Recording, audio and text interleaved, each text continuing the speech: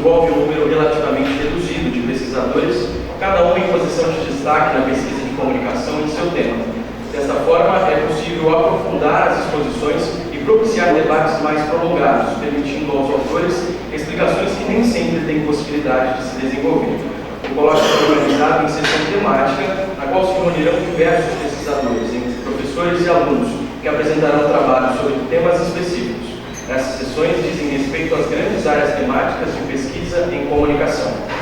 O que é a comunicação oral? Pelo próprio nome, trata-se de uma exposição oral de resultados obtidos por meio de uma pesquisa concluída ou que esteja em andamento, que deva ser dado a conhecer de maneira pública, a qual poderá contribuir para outras de semelhante temática ou receber contribuições dessas e demais outras por meio de ouvintes dessa sessão ou leitores dessa publicação. Os expositores de comunicações orais terão de 10 a 15 minutos para a explanação do tema, para, na sequência dos próximos 5 minutos, a plenária contribuir com seus apontamentos. O colóquio da FACOP é um evento promovido pelas faculdades de Publicidade, Propaganda e Jornalismo da UNOeste. O nosso conferencista da noite é o professor e doutor Rogério do Amaral. Ele possui graduação em licenciatura em Pedagogia pela Universidade do Norte de Julho, graduação em Letras e mestrado em Letras pela Universidade Estadual Paulista Júlio Mesquita Filho, na Faculdade de Ciências e Letras de Assis. É doutor em Educação pela Universidade Estadual Paulista Júlio de Mesquita Filho, na Faculdade de Ciência e Tecnologia na Presidente Prudente. É professor titular da Universidade do Oeste Paulista, tem experiência nas áreas de letras, com ênfase em tradução literária, atuando principalmente nos seguintes temas: jornalismo impresso, eventos, comunicação social e conhecimento. O professor terá 30 minutos para a explanação da conferência, que tem o tema Exposição Privada nas Redes Sociais, uma análise sobre o Facebook na sociedade contemporânea. Rogério, por favor.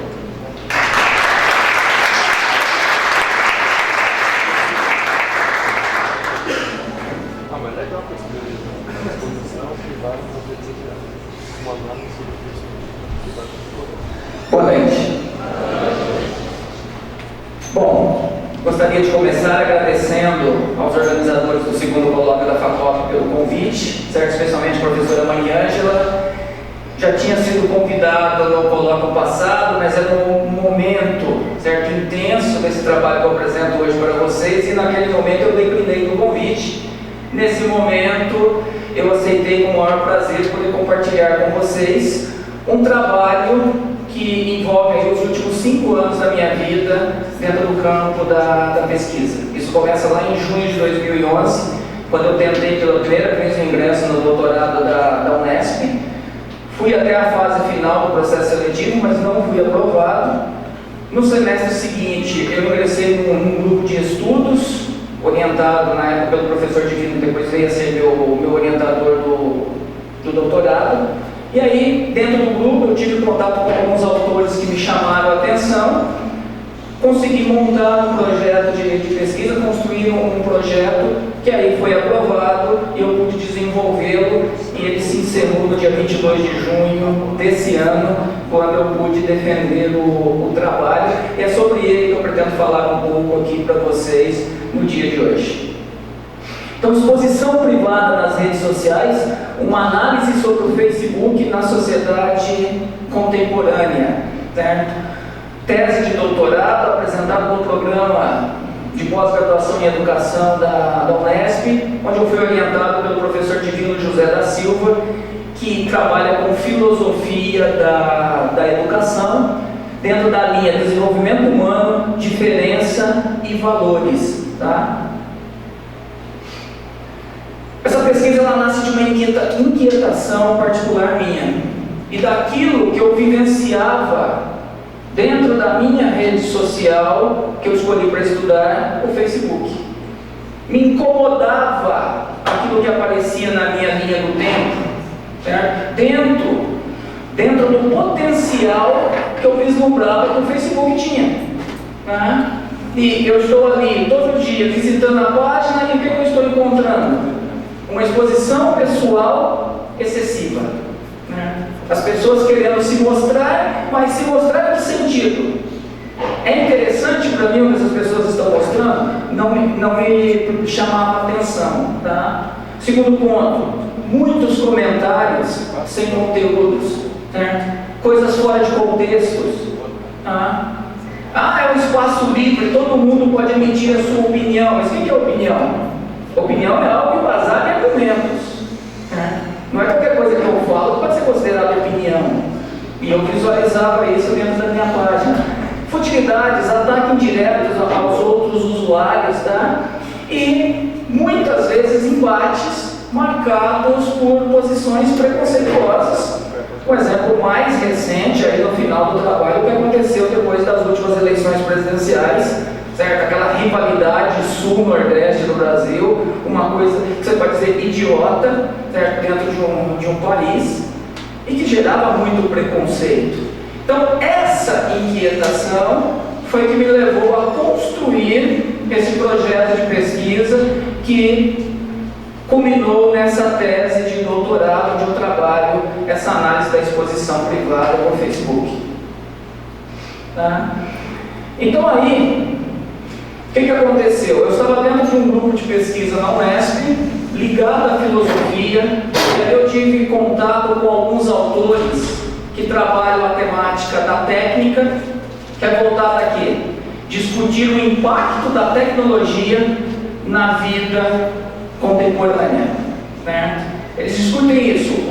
Os filósofos que trabalham a técnica, eles têm a preocupação de saber como que a tecnologia se infiltra na sociedade, né? E o que ela provoca a partir do momento que ela se infiltra, e como que nós lidamos com a tecnologia, como nós usamos a tecnologia no nosso dia a dia, tá? Ali também eu tive contato com autores como Debord, que fala sobre a sociedade do espetáculo, certo? O espetáculo é o título que Debord dá para aquilo que o Marx tinha chamado de alienação, certo? Ele fala de uma sociedade que não se posiciona, que aceita sem discutir tudo aquilo que é imposto por alguém que ocupa uma posição acima de você, certo? Eu sigo aquilo que está aí à mercê sem refletir sobre isso, se isso é bom ou se isso é ruim para mim. Eu apenas aceito, eu sigo adiante. Né? Então, o Debord, partindo da questão dos meios de produção, certo? Ele vai falar também da influência que a publicidade aí tem nesse meio para disseminar o consumo, certo? Para que na sequência você possa induzir as pessoas a cada vez mais comprar esse modo de vida que está sendo oferecido.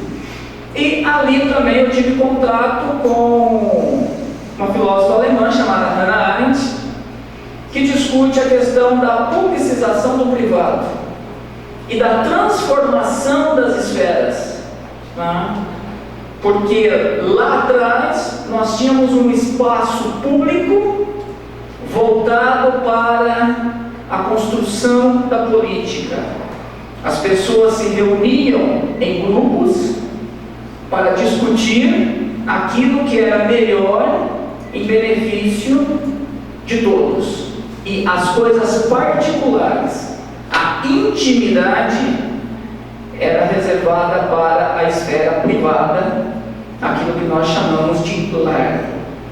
No entanto, com o passar dos anos, isso foi se transformando e essas coisas que aconteciam na esfera privada, que faziam parte da intimidade, invadiram a esfera pública.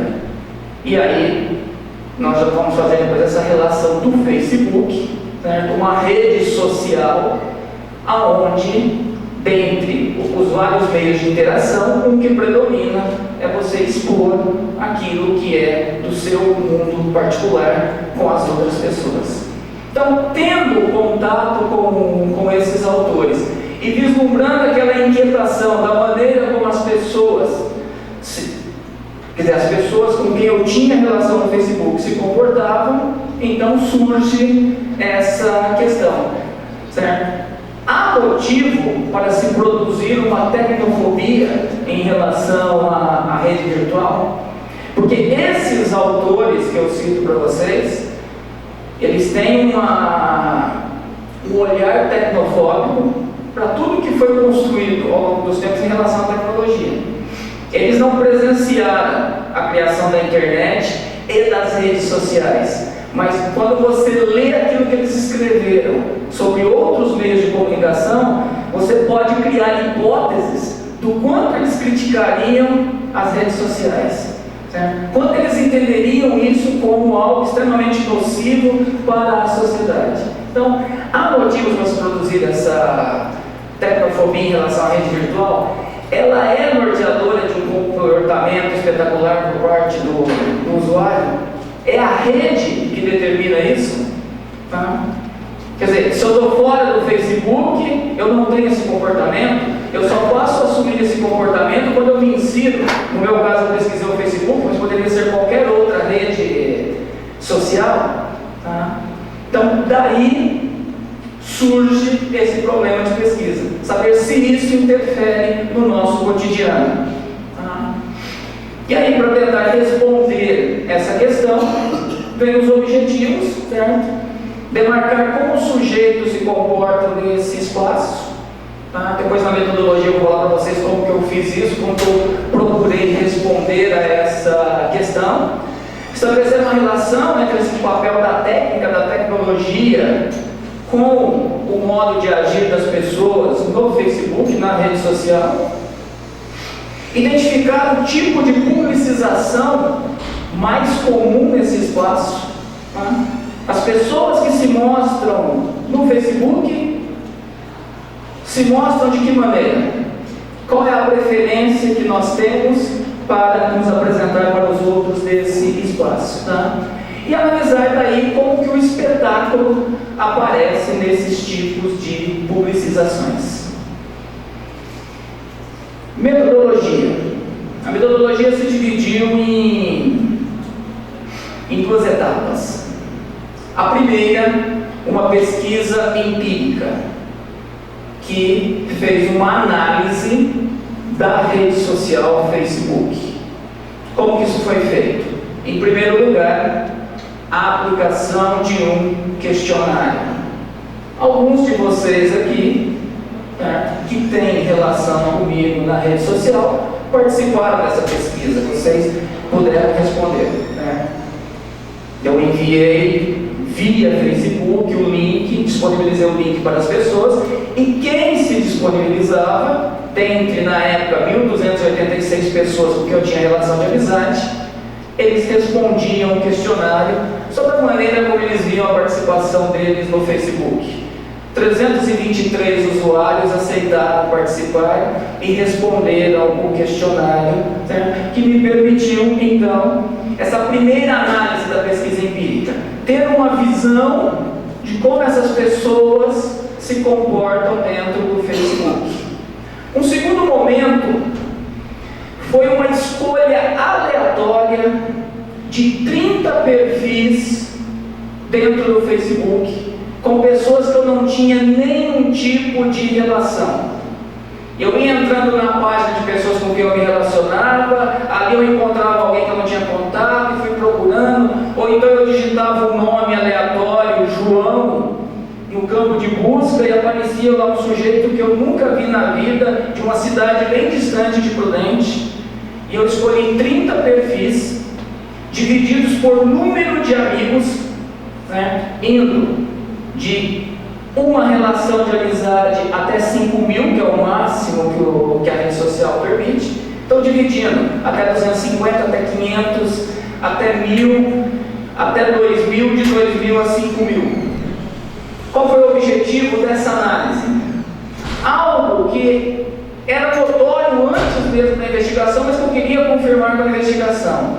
O número de interações que você tem, ou seja, o número de amigos que você tem na rede, interfere na maneira como você se comporta no espaço?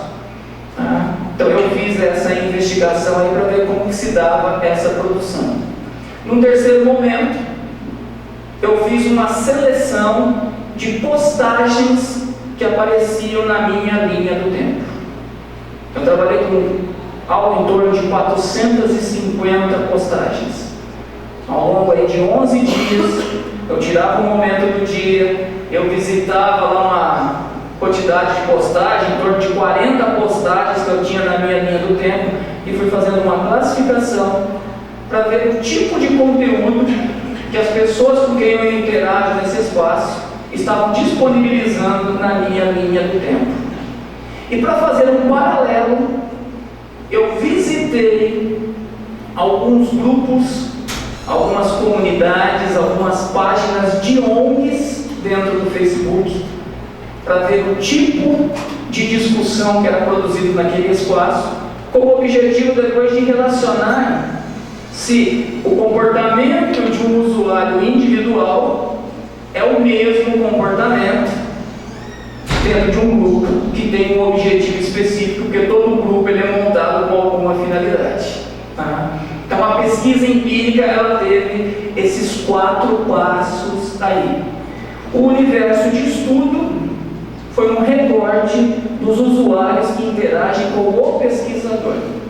Sim, eu analiso o Facebook, mas as respostas aqui obtidas não permitem você dizer o Facebook é assim, mas esse universo marcado no primeiro momento por 1.300 pessoas, sim, esses se comportam dessa maneira.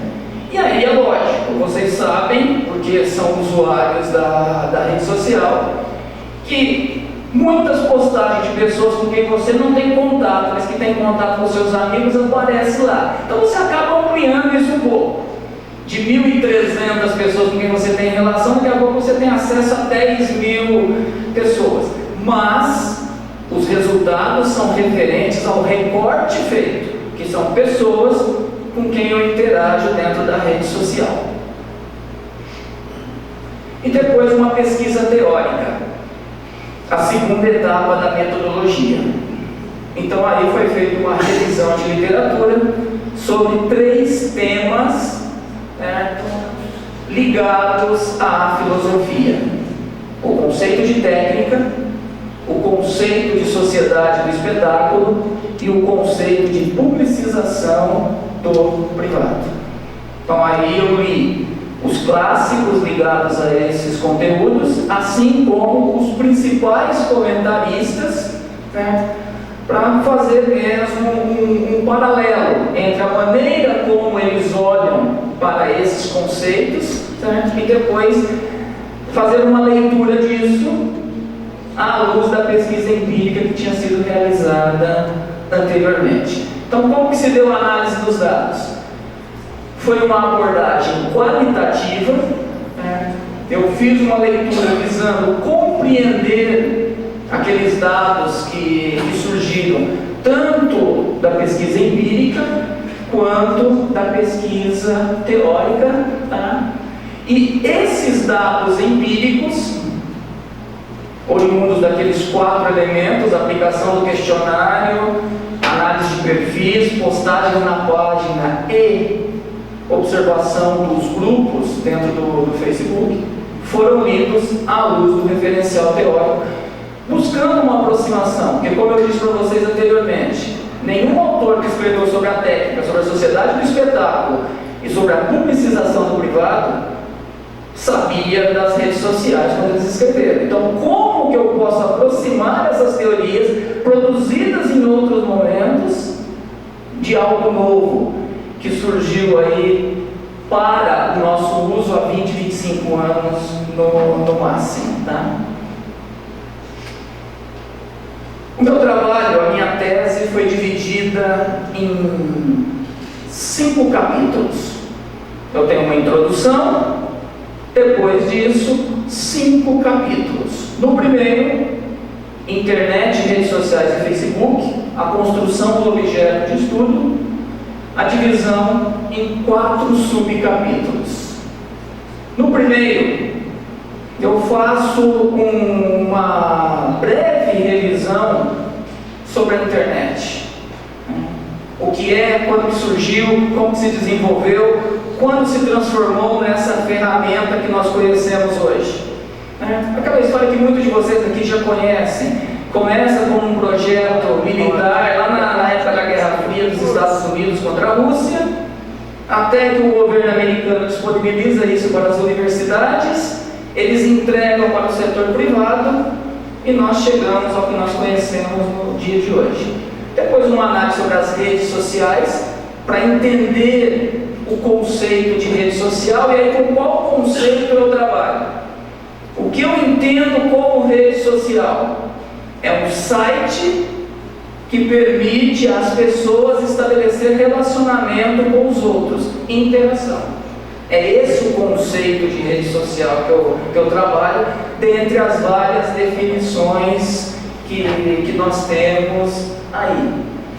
Depois uma breve análise do Facebook, mostrando como isso foi criado. Vocês devem ter assistido o filme Rede Social, né, onde eles contam essa história de como tudo começa, tá? E falar um pouquinho sobre o funcionamento mesmo da página. E nesse quarto tópico do capítulo 1, eu faço uma revisão de literatura sobre trabalhos que procuraram analisar redes sociais. Um levantamento, para quem já fez aqui metodologia de pesquisa comigo, eu falo para vocês das plataformas CAP, Cielo, certo? Um levantamento do número muito grande de trabalhos, leitura do título, o título te direciona para a leitura do resumo, o resumo te direciona para a leitura do trabalho, para você ver o que ele pode contribuir. Ao final, 21 trabalhos foram destacados para a leitura, 11 dissertações de mestrado e 10 teses de doutorado, todas elas analisando o uso que as pessoas faziam das redes sociais.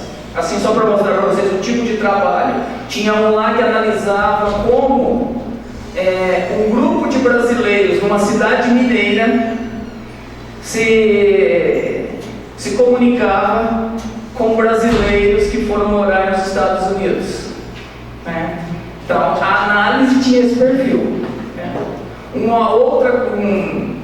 outro pesquisador fez uma análise de como que as pessoas enlutadas continuavam visitando o perfil de falecidos. E aí, lógico, trabalhos que falavam sobre a selfie, certo? Sobre outros tipos de relacionamento mais tradicionais, no que se refere ao uso que nós fazemos das redes sociais. Capítulo 2 é o capítulo da pesquisa empírica. É aqui que eu começo a fazer a análise do Facebook. Primeiro, as percepções sobre o comportamento do usuário no Facebook, que é o tópico onde eu analiso o questionário, tá? E aí, algumas coisas elas chamam a atenção quando você começa a analisar esse ambiente. Eu tinha lá a pergunta 8A que dizia o seguinte: entre essas postagens que você compartilha com os demais, entre as postagens que você faz no Facebook, você compartilha com os demais usuários coisas particulares de sua vida? 46% disseram que sim, 54%, quase 54,5% disseram não. Mas aí tinha a pergunta seguinte: quais desses assuntos você já compartilhou em sua timeline? Eu vou ficar com 2 elementos. Sucessos, 49,3%. Mas 46% apenas assumiram que compartilham coisas pessoais na rede. Mas sucesso não é uma coisa pessoal? Você teve uma promoção no emprego? Você conseguiu um estágio na faculdade? Isso não é pessoal? Se você leva para a rede social, você está compartilhando coisas pessoais. Mas o que mais chama a atenção? Fotos pessoais, 80,3%. A percepção minha, enquanto usuário, eu não uso a rede para exposição pessoal. Mas quando você vai analisar o que você faz no espaço, sim, nós fazemos exposição pessoal, sim. Aí a questão é, até que ponto ponto eu posso fazer isso? Tem coisas que não tem problema nenhum você compartilhar com o outro, mas existem coisas que não deviam estar lá nesse espaço. Não é aberto para todos. Então é daí que segue a análise. Então, só para demonstrar o que foi feito nesse capítulo, eu trouxe as respostas referentes a essas duas perguntas. Aqui no tópico 2 desse capítulo, a análise dos perfis. Então, aqui com a divisão de como que eu trabalhei a análise. Então, pessoas que têm até 250 amigos, de 250 a 500, de 500 a 1.000, 1.000 a 2.000, 2.000 a 5.000. O que ficou comprovado? Quanto mais amigos você tem na rede social, mais interação você pratica. Ali você pega as pessoas com perfis de até 250 amigos, tinha pessoa com 37 amigos, não fazia uma postagem há 2 anos. Em compensação, você pega alguém que está aqui entre 2.000 e 5.000, tem 5, 6 fotos diárias. Quer dizer, porque tem mais pessoas. E aí você vê também a interação do curtir, do comentar, do compartilhar isso. Quem está ali naqueles primeiros grupos, vai lá e escreve alguma coisa, 3 pessoas aparecem e curtem. Aqui você posta uma foto no final, tem 250, 300 pessoas interessadas em curtir aquilo que você fez. Então era uma coisa que a princípio imaginava que era isso mesmo, e a hipótese se confirmou com a observação. Análise das postagens mais frequentes na linha do tempo do pesquisador. Dessas 450 publicações, o que se destacou? A maioria das postagens são referentes a compartilhamentos. O que as pessoas mais faziam na minha linha do tempo? Compartilhamentos. Alguma coisa que elas viram, gostaram, compartilhavam lá. Desses compartilhamentos, o que se destaca? Algo que depois eu trabalho no capítulo 4, a imagem. 37% das postagens compartilhadas eram de vídeos e 10% de fotos. Portanto, 47% daquilo que é compartilhado na minha página pessoal era referente à imagem. E aí vai discutir a importância que a imagem tem para a sociedade nos dias de hoje. O tópico 2.4, eu faço uma reflexão sobre essas postagens mais frequentes, depois a análise dos grupos, e aí você mostra que é diferente. Existe debate, existe pessoa interessada em usar a sua página pessoal no Facebook para defender alguma coisa que ela acredita. Eu gosto de ajudar os animais, eu quero fazer aqui uma campanha em prol dos animais abandonados. Eu quero me posicionar politicamente. Existe isso? É lógico que existe. Só que isso acaba se perdendo no meio das brincadeiras, dos vídeos, dos gifs, do check-in nos restaurantes da vida. Quando você entra nos grupos, o assunto tem uma direção. Eu visito uma comunidade que fala sobre que combate a violência contra a mulher.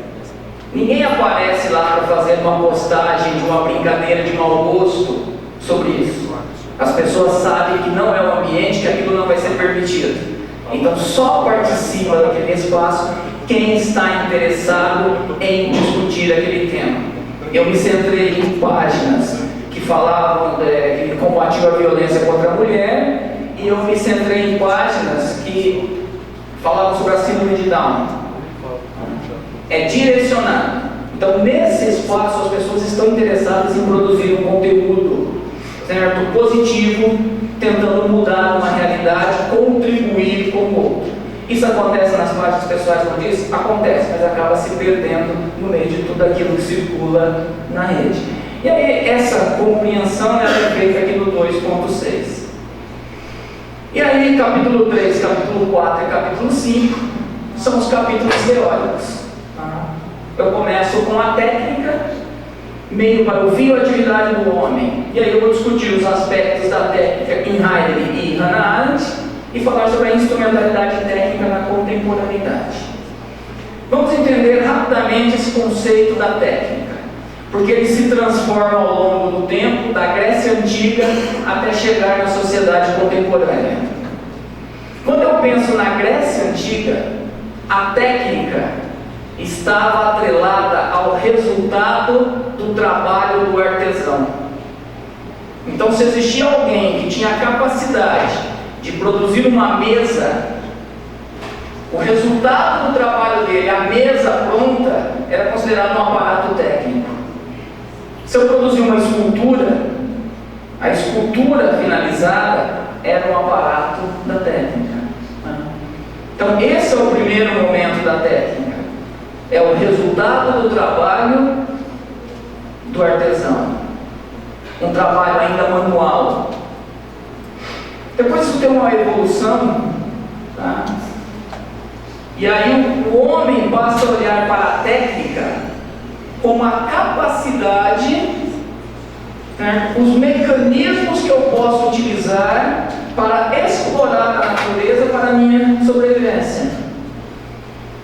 Então, para que eu não passe fome, eu preciso extrair o que comer da natureza. Mas eu faço isso sem uma agressão, sem uma destruição. Eu só uso aquilo que é necessário. E eu estou falando do mecanismo técnico. E aí, na sociedade contemporânea, eu chego na técnica maquinística. Certo? Eu chego nos modos de produção, na produção em larga escala. Pós-revolução industrial. E aí a publicidade tem papel preponderante, porque ela é utilizada para disseminar o consumo daquilo que está sendo vendido em larga escala e que precisa ser produzido pela sociedade. Então é essa a visão da técnica. A técnica não foi, o conceito de técnica não foi produzido para se analisar as redes sociais e nem para analisar o indivíduo que se utiliza desse espaço. Foi para falar de modos de produção, ok? Nas considerações finais, depois eu mostro para vocês a relação que eu faço entre esses modos de produção e as redes sociais. O capítulo 4 vai falar sobre o espetáculo imagético e suas sensações, dividido em 3 momentos. O primeiro tópico aborda como o Debord conceitua o espetáculo, né? Também um conceito criado ligado a essa questão dos modos de produção e economia, né? Ele não escreveu o livro Sociedade do Espetáculo, onde ele expõe o conceito de espetáculo para discutir os meios de comunicação. Ele fala dos modos de produção também, da interferência que eles têm na sociedade, como nós nos rendemos a isso, ok? Eu tento fazer essa aproximação depois com as redes sociais também. No segundo tópico, eu trago o filósofo alemão, certo? Esse ainda vivo. Tive a oportunidade nesse período do doutorado de assistir uma fala dele em um dos congressos que eu participei, Christoph Tschirk. E o Tschirk, ele parte de algumas considerações feitas pelo Debord para introduzir o conceito de sensação na sociedade contemporânea. E ele vem evidenciar o quanto nós somos imagéticos. Aí eu volto ao que eu falei para vocês, dos compartilhamentos feitos na minha página, metade eram relacionados à imagem. Vídeo, foto, mas é imagem.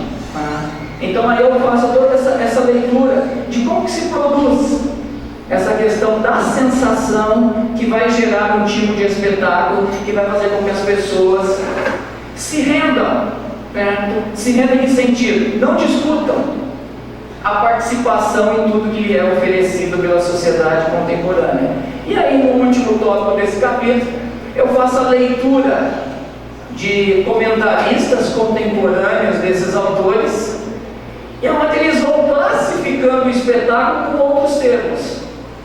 Então, o Juremir Machado fala em hiperespetáculo. Digamos assim, o espetáculo era algo... você entende a existência dele no meio, mas você não o vê fisicamente, digamos assim. O hiperespetáculo, ele é físico.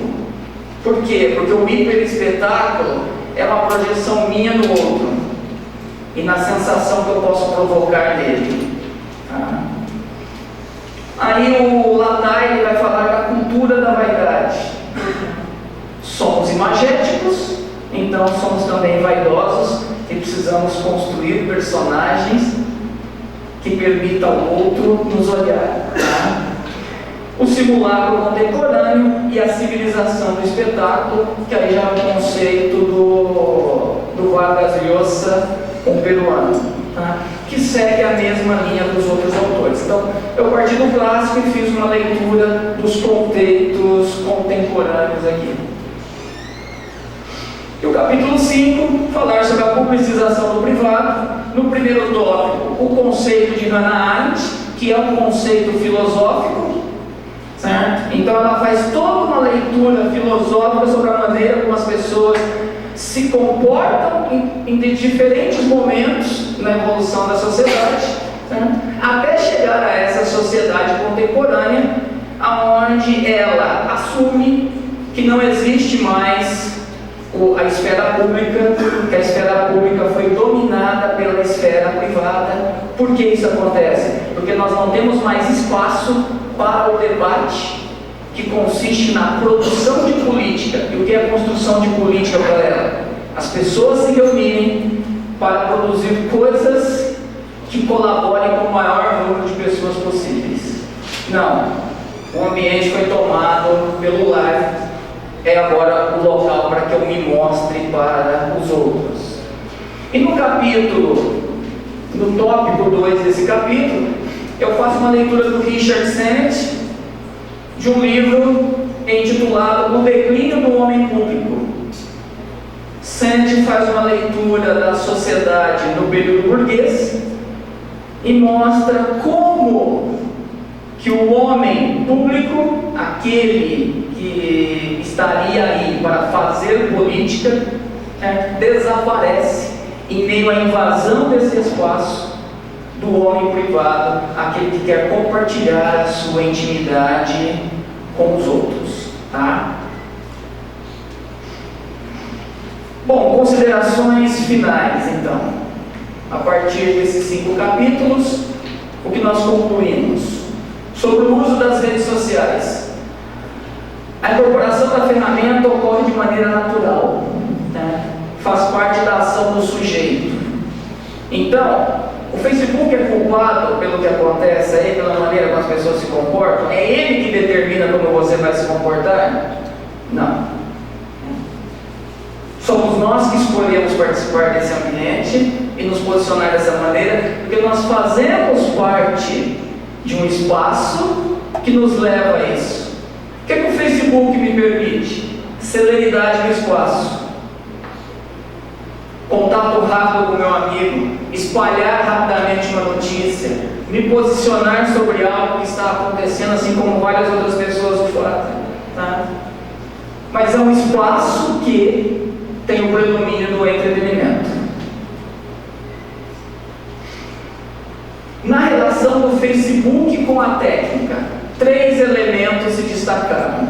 O primeiro, acontecimentos efêmeros.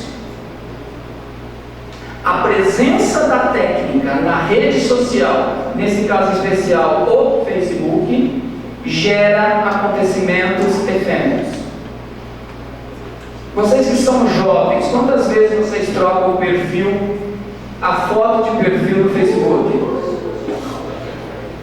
Isso é efêmero, isso é passageiro. Tem gente que troca de foto todo dia. É essa a efemeridade. Aí eu vou fazer um compartilhamento. Olha, eu faço isso também. Então eu compartilho 10 coisas seguidas. O primeiro compartilhamento vai se perder pessoas vão visualizar mais o último. É o efêmero. Por quê? Porque é o passageiro. Então, a tecnologia atrelada ao Facebook gera esses acontecimentos. A ambiguidade das ações. A ambiguidade das ações aqui acontece dos dois lados. Enquanto usuário, eu digo que não compartilho coisas pessoais, mas o faço, e isso é ambíguo, porque você diz que não faz enquanto está se comportando assim. E a própria ferramenta é ambígua, porque ela permite um monte de coisa ao mesmo tempo. Eu posso discutir assuntos sérios, como política, eu posso desejar feliz aniversário para um amigo, eu posso publicar uma piada. Quer dizer, você tem uma ambiguidade, porque não tem um direcionamento do que vai acontecer ali. E o comportamento autômato, o automatismo, a reprodução direcionada pelo sistema. E isso acontece. Eu estou me vigiando, eu estou me policiando, mas eu estou ali participando. Está na hora de trocar essa foto, né? Porque todos os meus amigos trocam, a minha foto está meio velhinha aqui. Deixa eu botar uma foto nova. Eu preciso compartilhar alguma coisa, eu preciso acompanhar quantas vezes as pessoas vão curtir a publicação que eu fiz. Isso é automatismo. Então, essa relação da técnica com o Facebook gera também esse comportamento. Facebook e o espetáculo. O espetáculo na rede social é acentuado por aparência e drama. Então eu tenho de um lado as pessoas que querem mostrar tudo o que acontece com elas, tudo de positivo, tudo de bom, e do outro lado as pessoas que só usam espaço para dramatizar. Tudo de ruim está ali também compartilhado com os outros. A espetacularização do sucesso é uma teatralização. Até me enrosquei na palavra, pensando no que acontece, porque não é algo natural. Você cria todo um espetáculo em torno para que aquilo que para você é extremamente importante seja também importante para o outro.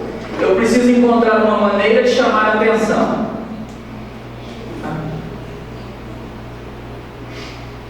O comportamento do Facebook reproduz a lógica da exposição, que é própria da vida econômica. E aí eu começo a fazer a aproximação. O que mudou é que agora eu não estou falando mais dos produtos, mas eu mesmo me transformei em um produto. Eu preciso me vender para os outros. Eu faço isso através dos espetáculos que eu vou produzir nesse ambiente. O Facebook, nessa relação com o espetáculo, vai potencializar essa necessidade de se convencer e convencer aos outros de que o sucesso ou essa ideia de ser bem sucedido pode ser divulgado de forma mais eficiente. Eu sou de um tempo que às vezes para contar uma novidade para um parente distante eu precisava escrever uma carta. O que eu faço hoje? Eu posto no Face, mando um WhatsApp. Então, tem que ser essa questão. Drama. Aí do outro lado, o usuário que se mostra como um coitado, que está sempre deprimido, ele quer ser incentivado pelos outros. Eu jogo lá que algo ruim aconteceu, esperando que todo mundo venha passar a mão na minha cabeça, dar um tapinha nas costas e me confortar em relação àquilo. A rede social é o divã. E os meus amigos na rede social, os psicólogos de plantão. É esse o comportamento que aparece. E a espetacularização do caos vai enfatizar a tragédia, o luto exagerado. Às vezes você até conhece a pessoa, sabe que a relação com quem morreu não era nada daquilo, mas, meu Deus, na internet, 7 anos de sofrimento porque perdeu alguém da família. Porque eu preciso dramatizar isso nesse espaço. contemporâneo solicita que o sujeito espetacularize a sua personalidade. Nós precisamos nos tornar visíveis para os outros. Então, se eu entro nesse ambiente, eu entro para aparecer. Eu quero me destacar, né? O espetáculo de Debord é transportado dos modos de produção fabris para a rede social. O produto da indústria é substituído por um novo produto, o ser humano e sua intimidade desnudada. Eu já tinha falado sobre isso anteriormente para vocês. Facebook é a publicização. Na vida moderna, o estágio público era produzir política, como eu disse para vocês. Agora, a ação deixa de ser política, é espetáculo, hiperespetáculo. E algo que nunca tem fim, isso nunca termina. Tudo que eu faço hoje, amanhã eu preciso começar tudo novamente. Eu preciso construir algo novo. Porque nesse espaço efêmero, as postagens de hoje, amanhã, são velhas. Eu preciso de coisas novas, tá? E isso gera o quê? Bom, uma vida em fagulhas, em busca de um gozo efêmero, tá? Que determina que o privado invada o público, que nós tenhamos essa mudança de cenário.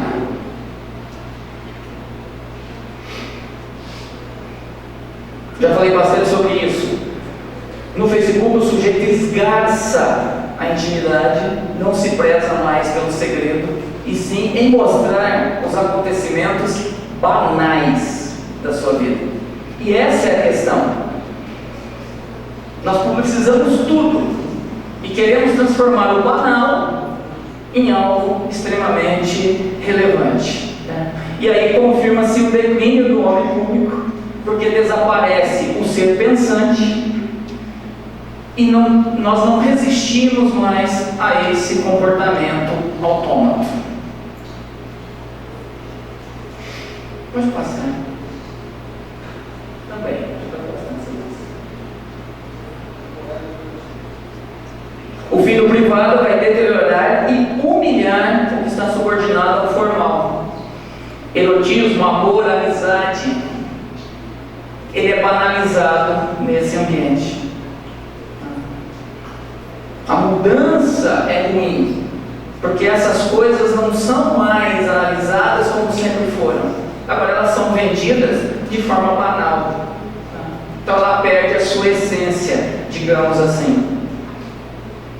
Então concluímos que o Facebook não substitui o espaço público, não é ele que substitui, mas ele se constitui como um prolongamento do espaço público contemporâneo.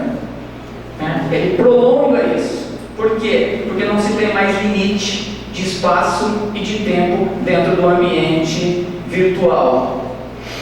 O comportamento do usuário não é fruto do Facebook, mas faz parte do comportamento da sociedade contemporânea.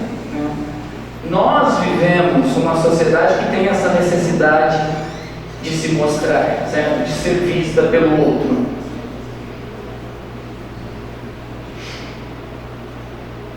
Então, diante disso, o Facebook vai contribuir para intensificar essa exposição da intimidade.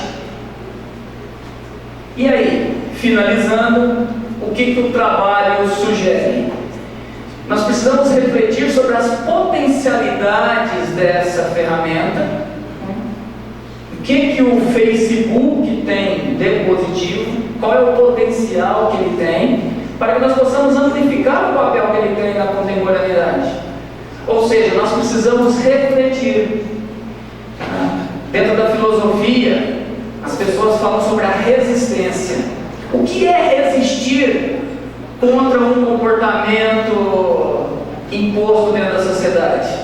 O resistir é discutir, é debater esse comportamento e tentar visualizar nele as potencialidades, aquilo que pode contribuir para o bem da maioria, e não se sujeitar sem nenhum tipo de discussão sobre esses elementos, tá? Então, a sugestão é essa, que nós possamos fazer essa reflexão. Tá? E eu deixo aqui, se alguém tiver interesse, o link da tese que está disponível na íntegra no repositório de dissertações e teses da Unesp. Vocês conseguem baixar lá o arquivo em PDF e aí vocês podem fazer a leitura do trabalho. Certo? Mais uma vez eu agradeço a oportunidade de poder estar compartilhando com vocês os resultados do meu trabalho. Como eu digo em sala de aula, para quem faz a disciplina de pesquisa comigo, o pesquisador não pode engavetar o seu trabalho, é preciso você compartilhar os resultados. Hoje eu tive a oportunidade de algo que eu concluí em junho, de pela primeira vez começar a expor os resultados que foram alcançados. Tá? E aí, se alguém tiver interesse, eu peço desculpa aos organizadores, eu tinha meia hora e a meia hora foi embora, porque não é fácil você apresentar 200 páginas em 30 minutos, tá? Ainda tem muita coisa que precisa ser trabalhada aqui dentro, precisa ser feito o recorte para se dividir isso, tá? Estou à disposição de vocês, se alguém quiser fazer alguma pergunta.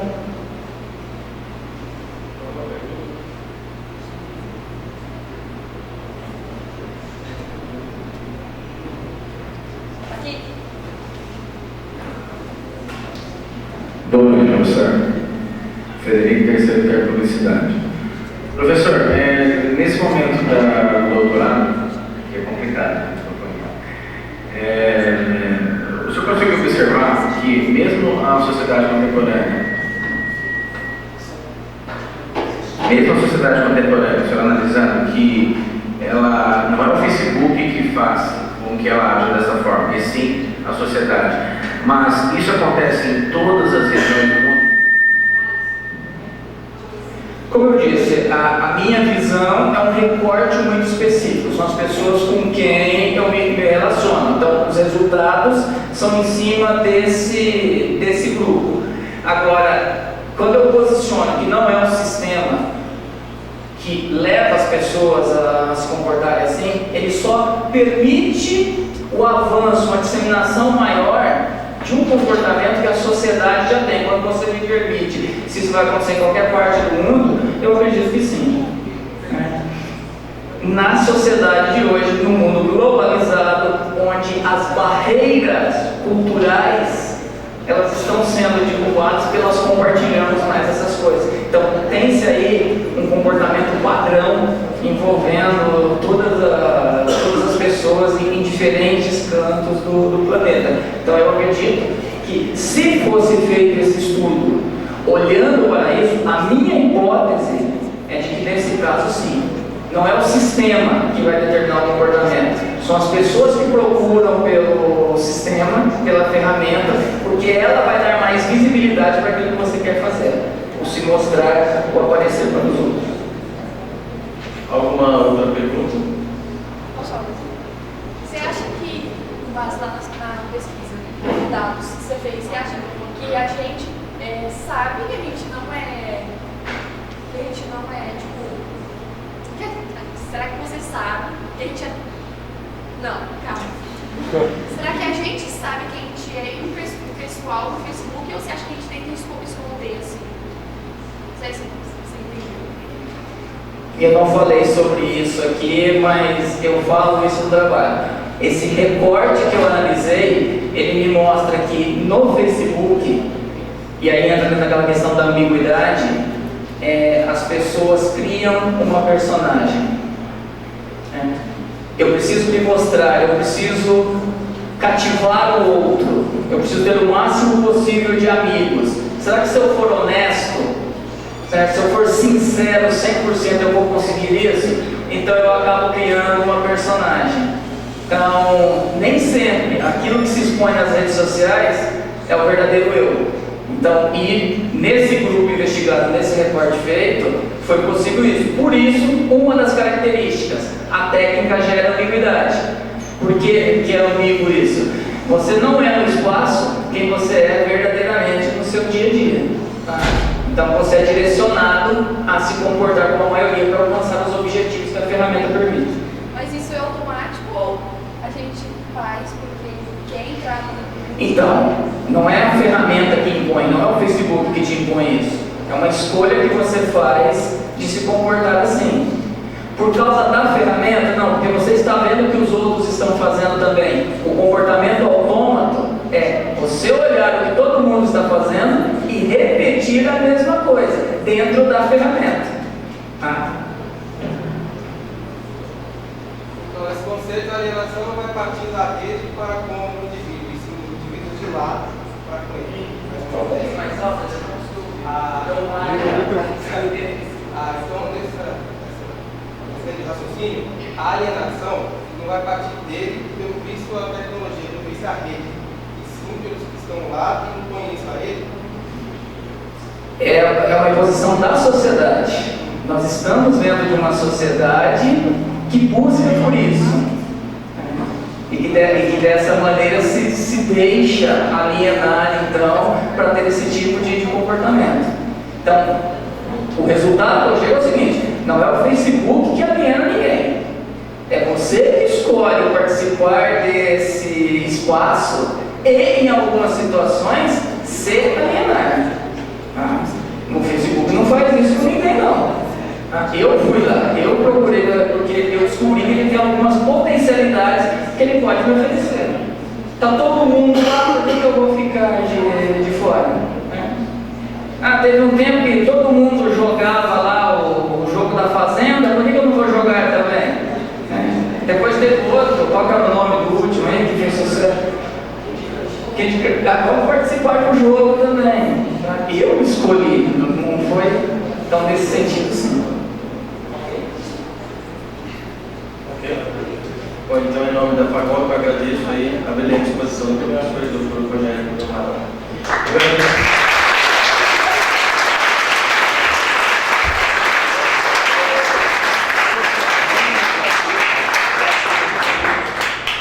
Agora a gente vai dar início às comunicações orais. O primeiro grupo, com o tema Uso do filme de animação como ferramenta pedagógica no ensino básico.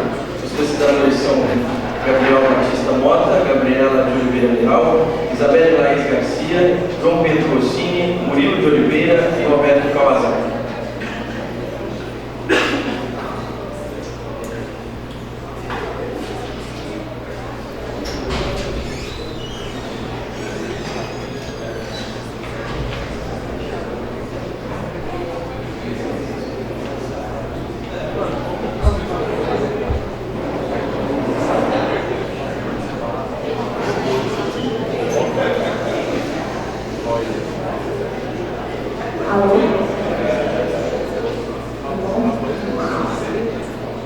Boa noite, gente. Eu sou Isabelle Garcia, sou Gabriel Mota, João Pedro Rossini, Gabriela Leal e Roberto Kawasaki. Nós somos orientandos da professora Thaisa Barros. Nosso projeto é um projeto de TCC, um trabalho de conclusão de curso.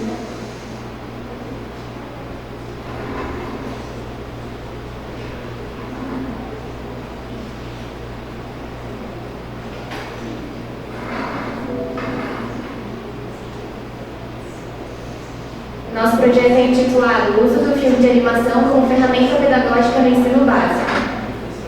A área da comunicação, ela pode ajudar muito ao campo da educação, que nosso trabalho envolve isso, cinema e educação, porque ele possibilita novas ferramentas de aprendizagem na escola. Aí, em 2014, em junho de 2014, foi sancionada uma lei que exige que tenha cinema pelo menos 2 horas mensais de cinema com conteúdo pedagógico em sala de aula. Com base nisso, a nossa pergunta-problema é: como utilizar filmes de animação na educação básica enquanto ferramenta pedagógica a favor dos processos de ensino e aprendizagem? Eu vou falar um pouco sobre as justificativas. A justificativa social, ela vem com o intuito de trazer aos estudantes da rede pública a chance de interagir com tecnologias audiovisuais que podem auxiliar no aprendizado. Então, o que nós fizemos? Nós levamos a tecnologia para dentro da sala de aula. Então, os alunos puderam ter contato com câmera fotográfica, com filmadora também, que a gente estava toda dia filmando, contato com fazer desenhos também. Então, a gente juntou a tecnologia para beneficiar os estudos desses alunos.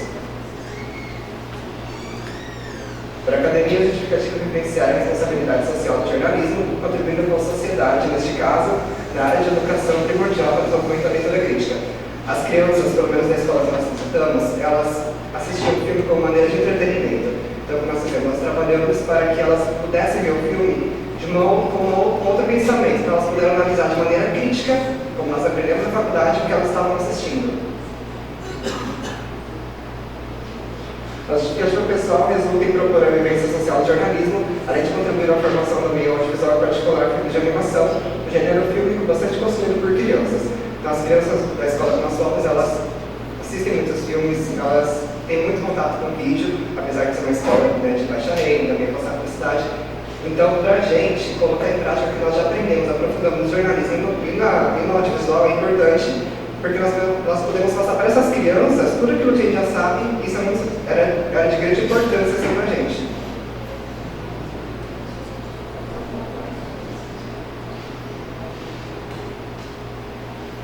Bom, a natureza da nossa pesquisa é qualitativa, porque o nosso objeto de estudo, que é o uso da linguagem visual na escola, ela não possibilita que nós colocássemos essa linguagem através de números.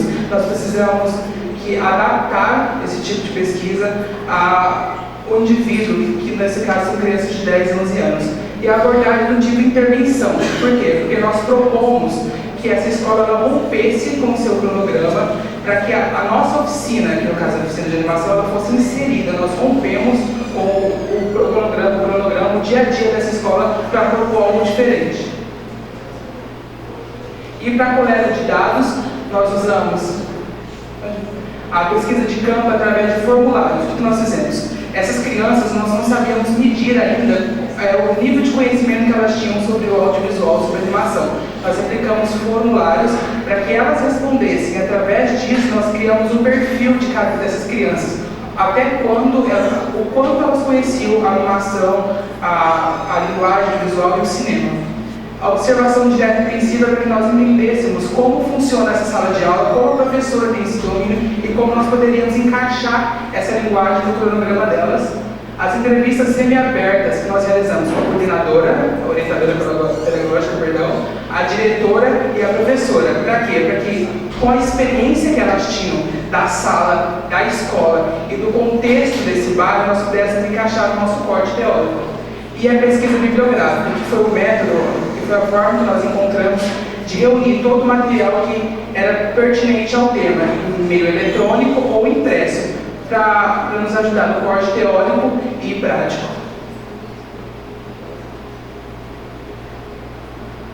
Para a revisão de literatura, nós trouxemos alguns dos autores que nós usamos para escrever o projeto. Dando ênfase na Rosália Duarte, porque ela retrata muito bem essa questão do cinema e a educação. Como o nosso TCC é dividido em duas grandes áreas, que é o cinema e a educação, então essa autora foi um dos livros que nós lemos e a gente percebeu que ela realmente retratava muito bem. Como que a gente poderia usar o cinema na educação, no nosso caso o audiovisual, o cinema, na educação primária, que no caso é a escola que a gente trabalha, os alunos têm entre 10 e 11 anos. Qual o melhor jeito que eles poderiam receber todas essas informações? E em filmes de animação e stop motion, nós temos esses autores dando ênfase ao Luciana Júnior, porque a técnica do stop motion ela foi bem difícil para a gente conseguir achar, porque a maioria dos livros eles são estrangeiros. Então, um livro nacional que retrata bem sobre essa técnica, que é o stop motion, é o Luciana Júnior.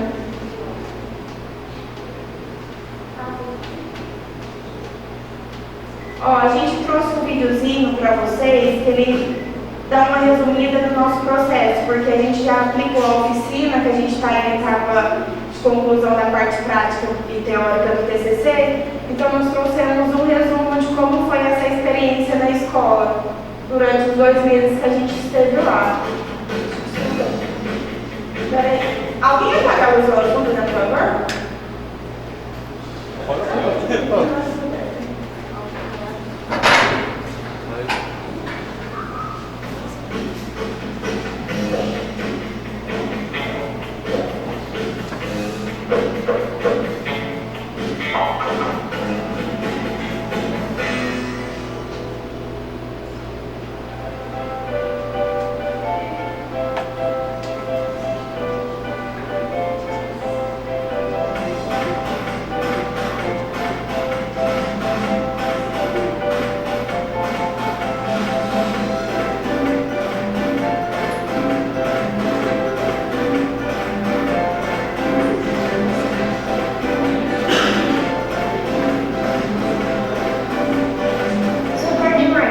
através do basquete, evolução, combate, sublimação.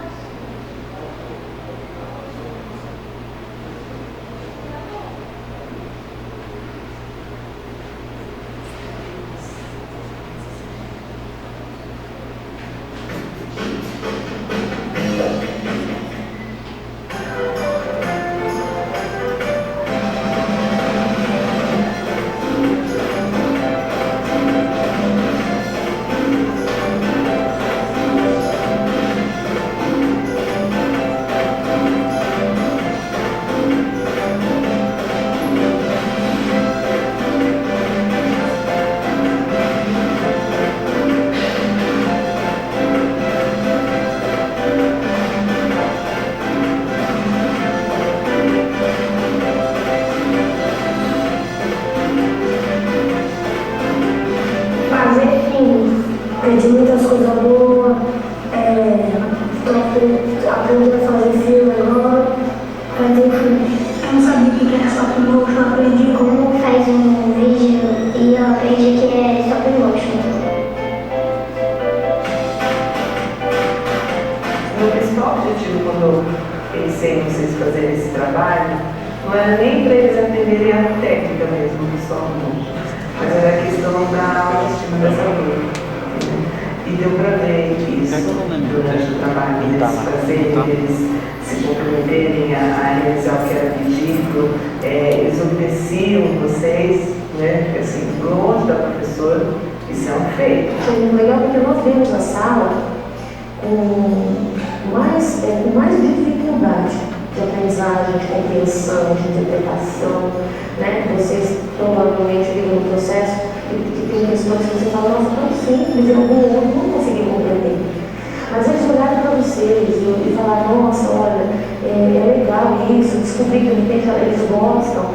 Então isso para mim, tudo isso para mim é muito gratificante, sabe? Aperfeiçoou muito, gostei muito, pretendo usar, me surpreenderam, foram além.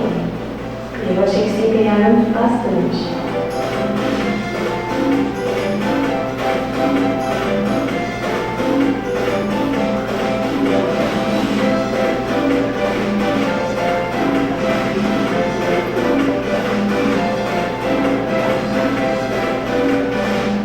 Pode ligar a luz, fazendo favor. Então, no caso, a nossa oficina chama Animação. Foi um nome que a gente adotou e foi bem aceito pelas crianças, porque era de fácil compreensão e resumia, de qualquer forma, o nosso trabalho todo. A escolha da escola partiu da Thaisa, da nossa orientadora, e ela pediu para a gente fosse conversar diretamente com a direção, com a gestão da escola, porque um trabalho assim envolvia tempo e a gente entraria direto da sala de aula, né? Ficaria lá por um bom tempo. Foram 8 semanas bem intensas, a gente ir 3 vezes na semana, de manhã até no horário do intervalo das crianças, a gente ficava lá com elas. A pré-produção partiu dos conceitos que a gente aprendeu na sala de aula também, questão do storyboard, mostrar para eles o que é uma animação. A gente mostrou vários curtas animados para eles aprenderem, até chegar no stop motion, que foi, acho que, a técnica que eles aceitaram mais e que a gente propôs para eles, principalmente questão de desenho, por ser mais fácil de trabalhar. A gente teve bastante aceitação das crianças, então tem criança que sente saudade, porque trabalhar com criança é bem difícil, e a gente viveu, acho que as melhores palavras das crianças vinham durante o dia, assim. Era coisa que a gente não esperava, eles falavam, davam um desenho pra gente. Acho que a maioria deles tem bastante dificuldade de aprendizagem, questão de leitura e de escrita. Eles não sabiam escrever há um ano atrás, e estão no 5º ano. Então é uma turma que teve uma dificuldade enorme e que conseguiu superar boa parte disso por conta da professora. Ela apoiou a gente em todo momento e por conta dela a gente pôde aplicar isso. E a gente, é muito gratificante para nós seis, o Murilo não pôde estar presente com a gente, e ver que esse trabalho deu certo. Pelo menos para as crianças a gente viu que teve uma diferença. Nas nossas considerações no trabalho, a gente aborda bastante isso. A gente pegou algumas situações que foram acontecendo durante o dia a dia e pudemos mostrar que, por conta da oficina, muita coisa mudou. E pelo relato da professora, da diretora e da orientadora pedagógica. A gente dividiu a sala de 29 alunos em 5 grupos. Eles quem determinaram o nome do grupo e o logotipo do grupo. Cada logotipo tinha a ver com o estudo que eles fariam em relação à animação. Então, teve grupo que pegou o fundo do mar e escolheu o tubarão. As Olimpíadas escolheu o basquete. Então, eram assuntos que eles tratavam dentro da sala de aula, que a professora já tinha estudado com eles, já tinha mostrado para eles qual era a matéria mesmo que a gente aprende. Eles aprenderam da mesma forma e puderam aplicar isso num estudo audiovisual que a gente mostrou para eles. Acho que as nossas referências são muitas. Então, a gente tem uma página no Facebook. Se depois vocês quiserem pesquisar, tem todas as etapas do projeto desde o começo, desde a aplicação do questionário, do primeiro dia que a gente foi conhecer as crianças, até o último dia que a gente vai, ainda não aconteceu, vai acontecer dia 11, que é um festival de animação que a gente vai fazer na escola das crianças. Então tem convite, tem o banner, tudo para as crianças verem que elas estão no cinema. O legal é que assim, o primeiro passo nosso em relação às crianças e ao nosso estudo, a maioria delas não sabia o que era o cinema, elas nunca tinham ido no cinema, coisa que pra gente é comum, para eles nunca foi. E a gente conseguiu levar a sala toda no cinema para que eles tivessem a vivência disso para depois estudar. Porque sem viver a gente não consegue entender o que acontece no cinema sem ter assistido, sem estar lá dentro. Acho que é só isso.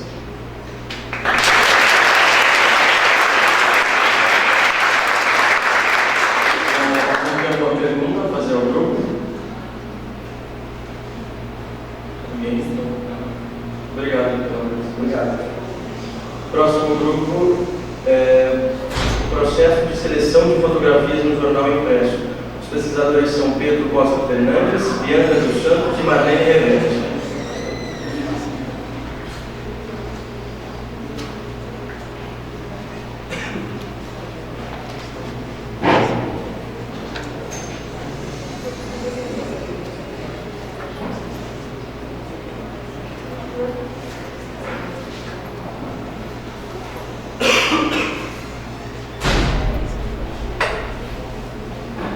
Boa noite, gente. Meu nome é Bianca. Eu sou do 7º termo de jornalismo. Esses são os meus amigos Pedro Costa e a Marlene. A gente vai apresentar para vocês um pouco do nosso projeto de pesquisa, o nosso relatório final, que foi sobre o jornal impresso da Rede Prudente. Foi o processo de seleção de fotografias no jornal impresso sob a supervisão da professora Gisele Tomé.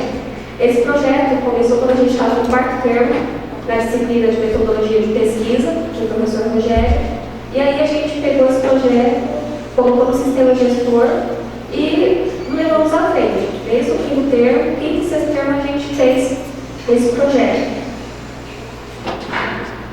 Bom, o nosso jornal também foi um jornal imparcial, por ser o maior da região e também o mais influente. A gente, nesse projeto, buscou analisar não só o processo de seleção das fotografias, mas o modo como elas eram selecionadas, compostas e dispostas também nas páginas, porque a gente teve que analisar também o projeto gráfico do jornal, que estava vigente desde 2011. Por acaso, agora em 2016 mudou. A gente analisou todo o projeto editorial até chegar ao nosso projeto final. E o nosso reporte histórico foi o mês de abril de 2015, por ser um mês que tem muitos feriados, teve Tiradentes, teve a Semana Santa e também a Páscoa.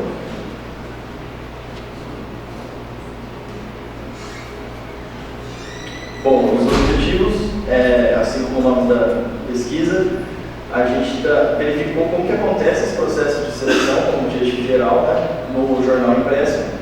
E nos específicos, nós investigamos se na seleção dessas imagens O veículo, no caso imparcial, ele atende aos princípios éticos reais do jornalismo, ou se existe aquele dedo do dono da empresa.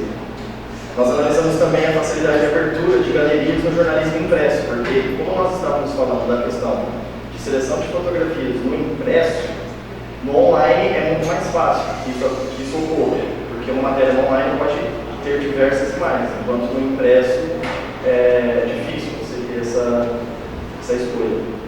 Estudamos também as alternativas desenvolvidas pelo jornal impresso para utilizar as fotografias na composição de seus textos como complemento. O quão importante é essa questão de você casar o texto com a imagem e que eles se ajudam nessa composição da matéria. E exploramos as fotografias como forma de documentação histórica no jornalismo impresso. Bom, como metodologia, nós usamos a pesquisa bibliográfica, né? Fizemos abordagem qualitativa do tipo exploratório e aplicamos questionários. Questionários e entrevistas para todos os editores de cada caderno e para os 2 fotógrafos que tem no jornal imparcial hoje. E também fizemos a análise documental de todo o mês de abril. Analisamos todos os jornais do mês de abril.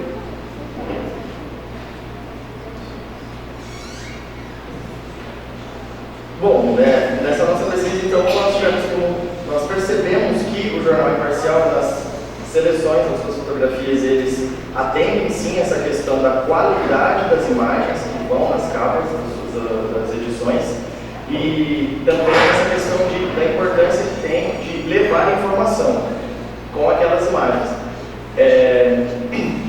Nós analisamos 26 edições no mês de abril, porque na segunda-feira não tem, né? No domingo é fechado o expediente. E dessas 26 edições, nós constatamos que 73 imagens eram produzidas pelos 2 fotógrafos do jornal, imagens por profissionais, né, tomadas por profissionais que, atentos ao seu olhar fotográfico e tal, fizeram aquelas imagens, e apenas 18 foram cedidas por leitores, estas que foram para a coluna do Sinomar. Então, nós confirmamos que o jornal tem sim esse cuidado com a composição das imagens que vão nas suas capas e, além disso, ele tem que trazer muita informação e tem que ter muito impacto. E isso é o que todos os editores em entrevista falaram para nós. O cuidado que eles têm na questão de ter essa imagem que traga um impacto muito forte. Aqui nós colocamos 2 modelos de 23, né, eles possuem 23 páginas mestres de capa do jornal. Nós escolhemos 2 e essas 2 correspondem às outras 2 capas que foi selecionada das 26 edições que tem no jornal. No caso, são essas daqui, que são essas 2 capas que nós escolhemos, são os únicos 2 jornais que possuem a mesma foto na capa e na interna, que no caso é a foto do Sinomar, da coluna do Sinomar. A gente concluiu com esse projeto que o jornal imparcial ele não se preocupa apenas com a qualidade, mas também em não repetir as fotos e que as fotos de dentro do jornal ela tem que resumir a notícia, ela tem que trazer a notícia dela para o leitor também constatar no texto o que ela está passando. É muito bacana a gente perceber que o jornal do interior tem todo esse cuidado e que as únicas fotos que a gente viu que se repetiu foram as da coluna do Sinomar, porque eram cedidas, então não tinha como ter outras mesmo. Muito obrigada, gente. Essas aqui foram as nossas referências utilizadas.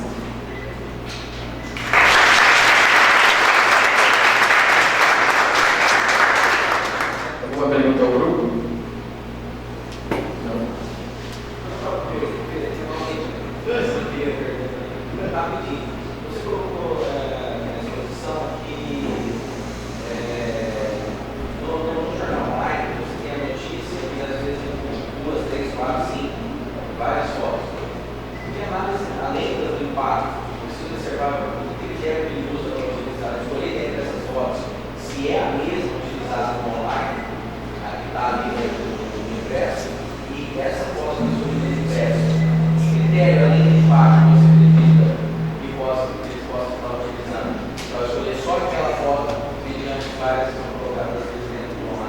Então, no jornal, os editores eles falavam na questão da qualidade da imagem e o quanto ela teria impacto. Todos falavam isso. Até parecia que era uma conversa de reunião deles que eles tinham que falar isso para todo mundo perguntasse de algo do gênero.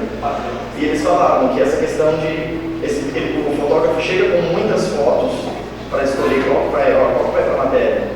Mas é claro, o fotógrafo tem aquela, já sabe sobre o assunto, ele já tem aquela preferida dele também, ele já tem que foi bem tomada, uma foto que é daquele jeito. Então eles falam, todos eles, que são essa questão de qualidade e impacto. Qualidade e impacto. É que a gente fala essa questão do online, por que nós colocamos na nossa pesquisa essa questão do online?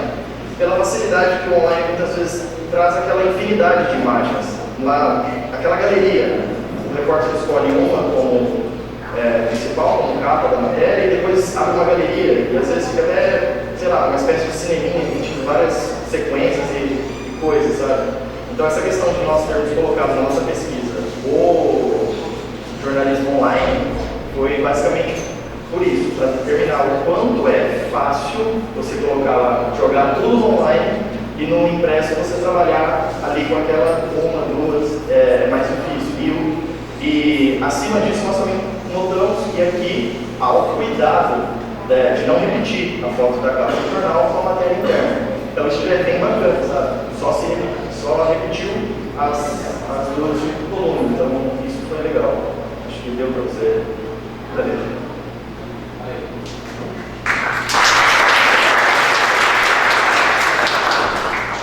A próxima comunicação oral é a Expedição Morro do Diabo, a experiência da produção de um web documentário. Os pesquisadores são Daiane Freitas, Jéssica Pessoa, Jussier Gutierrez, Carla Carneiro e Thiago Morello.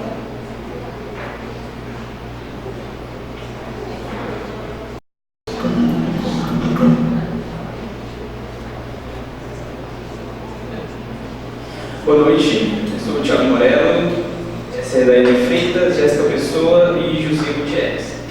Nós somos estudantes de jornalismo, do oitavo termo de jornalismo, orientando da professora e doutora Thaisa Barra. A gente veio aqui falar um pouco sobre nossa pesquisa, que conceitua o nosso projeto e trabalho de conclusão de curso. Como foi dito, o nome da nossa pesquisa é Expedição Morro do Diabo, a experiência da produção de um web documentário. A nossa problematização está ligada na questão do homem versus a natureza. Desde a Revolução Industrial, a gente pode ver que com o crescimento urbano não foi possível ver a harmonia entre o crescimento urbano e a conservação ambiental, tanto desta unidade florestal que é próxima daqui, que a gente vai falar agora que é do nosso projeto, como de qualquer outra mundial. O nosso tema é um web documentário, como foi dito, e o nosso objeto de estudo é o Parque Estadual Morro do Diabo.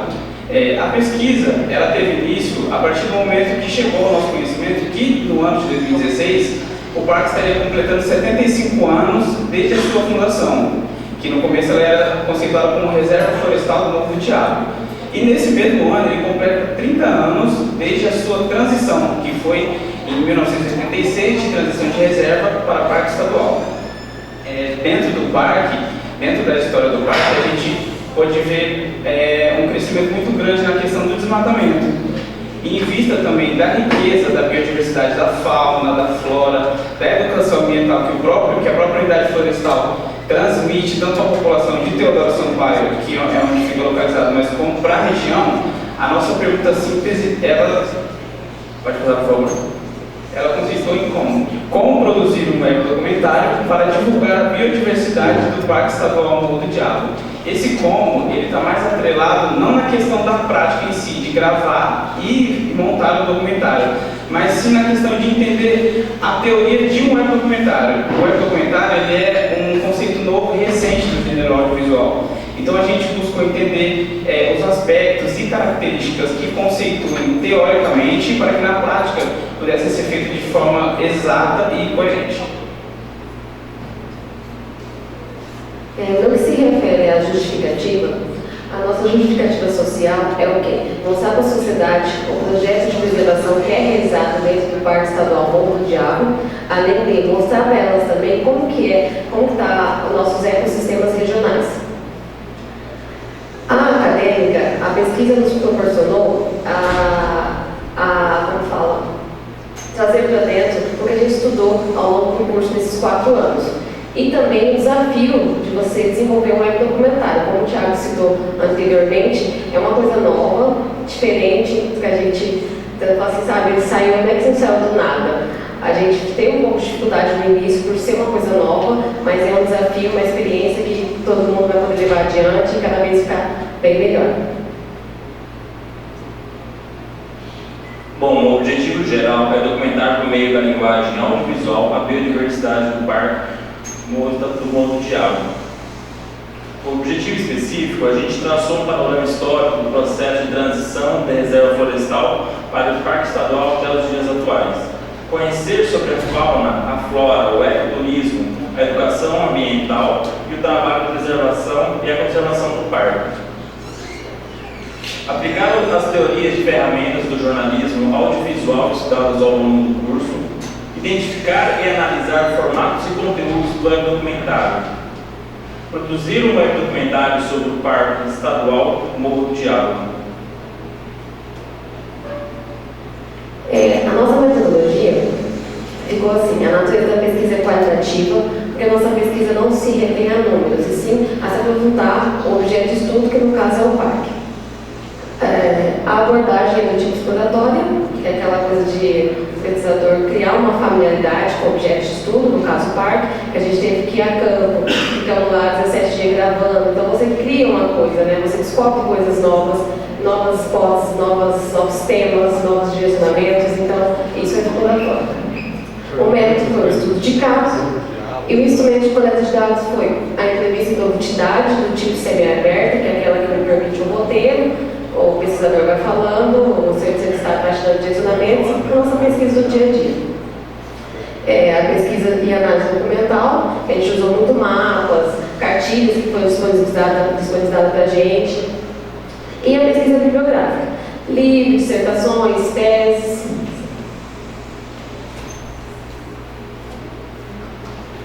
A nossa revisão de literatura se baseou mais ou menos assim.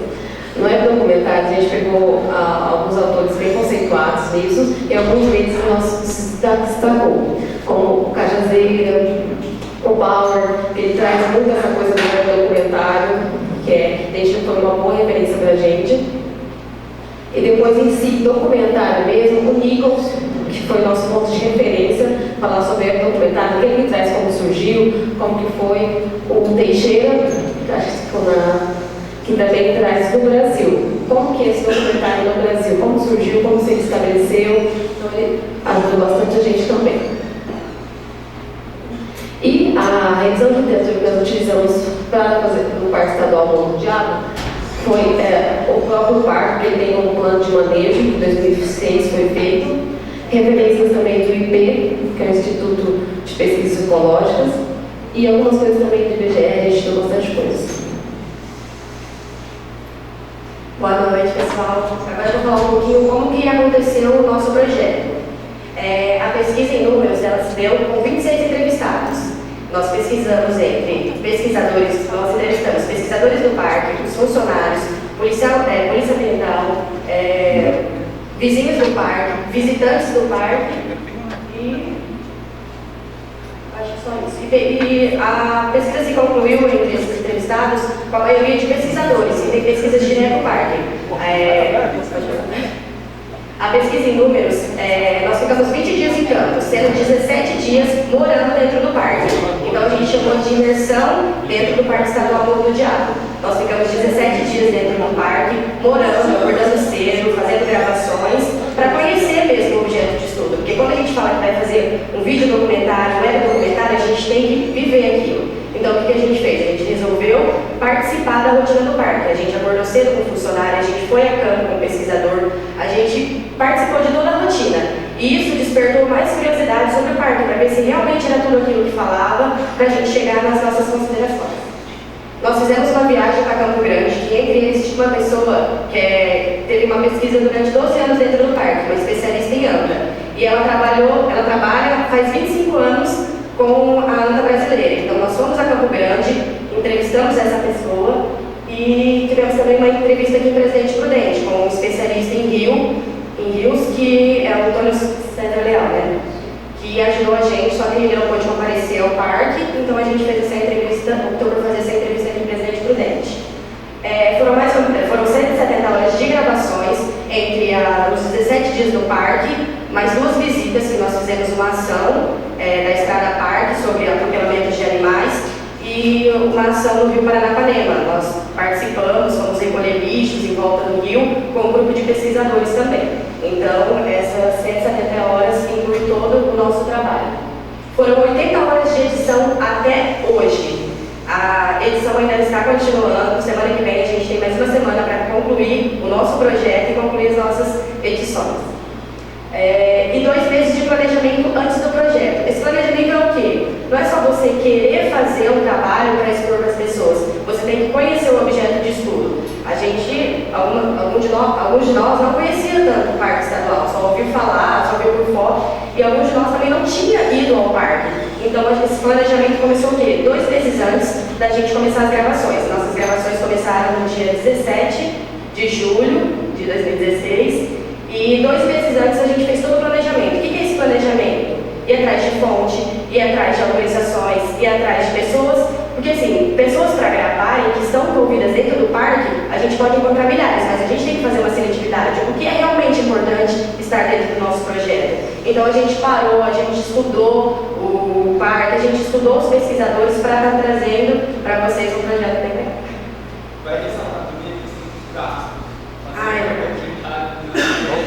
Então, assim, quanto pensa. Então, ainda mais que são 130 quilômetros daqui de Presidente Prudente, então a gente teve que fazer esse planejamento também de ida e volta. Nós do grupo não tínhamos carro na época, então a gente teve que ter essa questão também de voltar. Nós trabalhávamos durante a semana, algumas pessoas do grupo não pôde ficar lá durante os 17 dias, então esse deslocamento também fez parte do planejamento antes de realmente falar. A gente vai fazer a pesquisa para saber se valia a pena e se o grupo pudesse bancar no final de tudo. Agora a gente vai mostrar a referência, que são várias, como a gente já citou, tem o Bauer, tem o Cajazeiro, o Castro.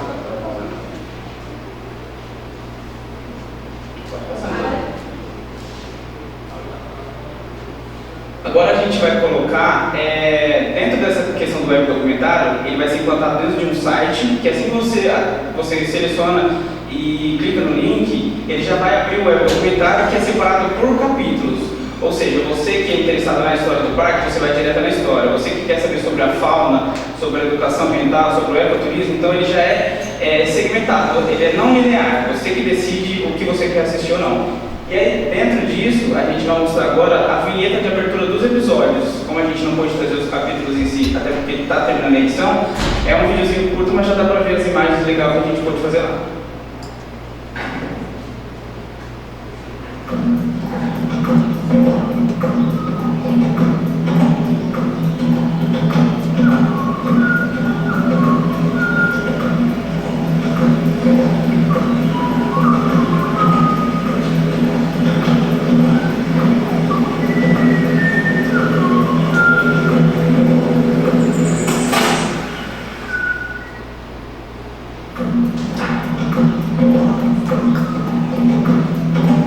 Esse bichinho, esse macaquinho que aparece no começo, que a gente até esqueceu de falar, ele é o mico-leão preto. Dentro da população mundial, 80% desse contingente está dentro do Parque Estadual Morro do Diabo. Então ele também foi um dos nossos dores de cabeça, porque para poder fazer a imagem desse bicho é quase impossível, entendeu? Ele é muito pequeno, ele tem cerca de 20 centímetros, a cauda dele é bem maior que o corpo, então é muito difícil de achar, você tem que ir realmente, mas a gente conseguiu fazer a imagem, ficou bem legal. Sim, ele já entrou em extinção. Perdão, gente, ele foi considerado em extinção. A gente também teve a oportunidade de entrevistar o João Gatti, que ele foi funcionário do parque, e ele, junto com o finado Aldemar Coimbra, que durante a pesquisa infelizmente ele faleceu, conseguiram redescobrir o mico-leão preto lá dentro da unidade. Então a gente conseguiu contar isso, que ficou bem legal também. Alguém tiver alguma pergunta?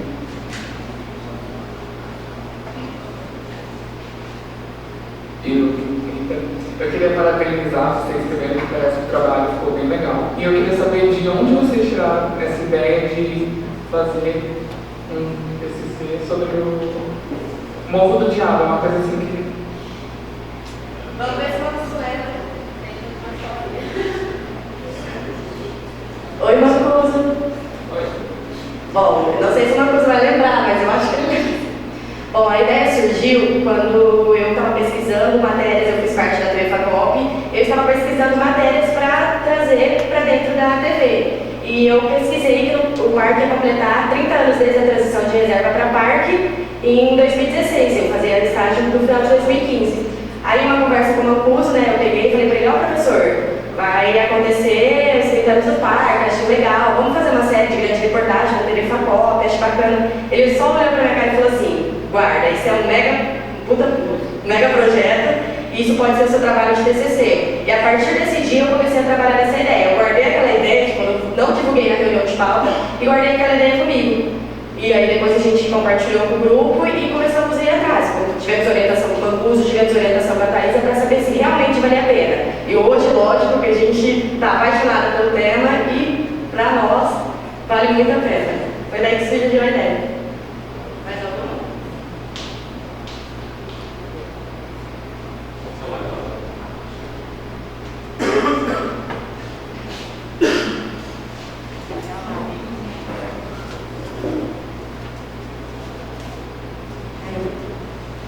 Oi, sou o Victor. Sobre o trabalho de vocês, o web documentário, o que é mesmo o web documentário desse formato um pouco diferente, mais moderno? E qual o diferencial em si que mostra o seu trabalho de vocês, na verdade? Certo, a gente sempre ouviu falar muito aqui dentro da faculdade sobre vídeo documentário. E a gente começou a estudar. Na nossa cabeça, nós íamos produzir um vídeo documentário, porque dentro do nosso projeto, essa era a nossa ideia central. O web documentário ele é feito em uma plataforma online, ele não é um vídeo que tem um segmento igual ao vídeo documentário, de 1 hora, de 2 horas de exibição. Eles são várias vertentes. O nosso mesmo, eu vou trabalhar vou te explicar como nós fizemos o nosso. Nosso vídeo do web documentário, nós criamos uma plataforma para colocar vídeos separados como se fosse uma série. Você entra na Netflix, você assiste lá, você coloca uma série para assistir ela separada em episódios. Como se fosse a mesma coisa. Então a gente optou pelo web documentário por quê? Nós queríamos trazer a visibilidade para o parque. E qual a melhor forma de trazer a visibilidade para o parque se não a internet? Então, em orientação com a Thaís, ela falou assim, se vocês querem trazer isso, o vídeo documentário vocês vão imprimir, vocês vão distribuir, vocês vão distribuir em escolas, vai ficar por ali. Por que não o web documentário? E o diferencial dele é esse, é a visibilidade, é todas as pessoas poderem estar observando. E o nosso diferencial é que muitos web documentários que nós analisamos, eles têm sempre uma sequência. O nosso, nós optamos por fazer os vídeos de formas individuais. Se você assistir um, você vai entender a história e não necessariamente você tem que assistir a fauna, porque você vai conhecer de tudo que está se passando ali.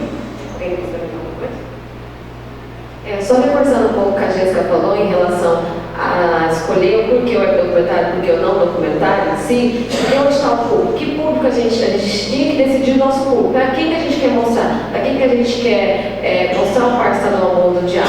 Aí a gente pensou para todo mundo, é para o idoso, é para o jovem, é para a criança, é para o pesquisador que está vindo conhecer o parque. Então, como eu vou fazendo lá no CD, entrego meia dúzia numa escola, meia dúzia numa universidade, acabou. Ficou por ali, entendeu? Agora a internet não, todo mundo conhece, todo mundo está ali, compartilha, faço o link, você viu aquilo lá? Então a coisa vai se disseminando melhor. Outra coisa também, não é só, quando você pensa em web documentário, não é só o vídeo. É claro que o vídeo é a cereja do bolo ali, tá? Mas tem outras coisas, que nossa, tem uma catalogação de animais. A pessoa clica, vê os animais, o que ele é, o que ele não é. Isso serve também para uma professora passar numa escola, por exemplo, por que não, né? Tem a parte de galeria de fotos também, você foi no parque. Aí você tira uma foto, você vai mandar pra gente, ó, estive no parque, legal, é isso mesmo que a gente que esse pessoal falou, é isso, então é tudo envolve uma série de coisas. Não é documentário, é galeria de foto, é aquela interatividade com o público. O web documentário é isso, é interativo. Respondi sua pergunta? Respondemos? Porque é um objeto novo, então a gente tem que estudar ele para conseguir, porque nós nunca tínhamos ouvido falar, já ouviu falar de série, de coisas que acontecem dentro da internet.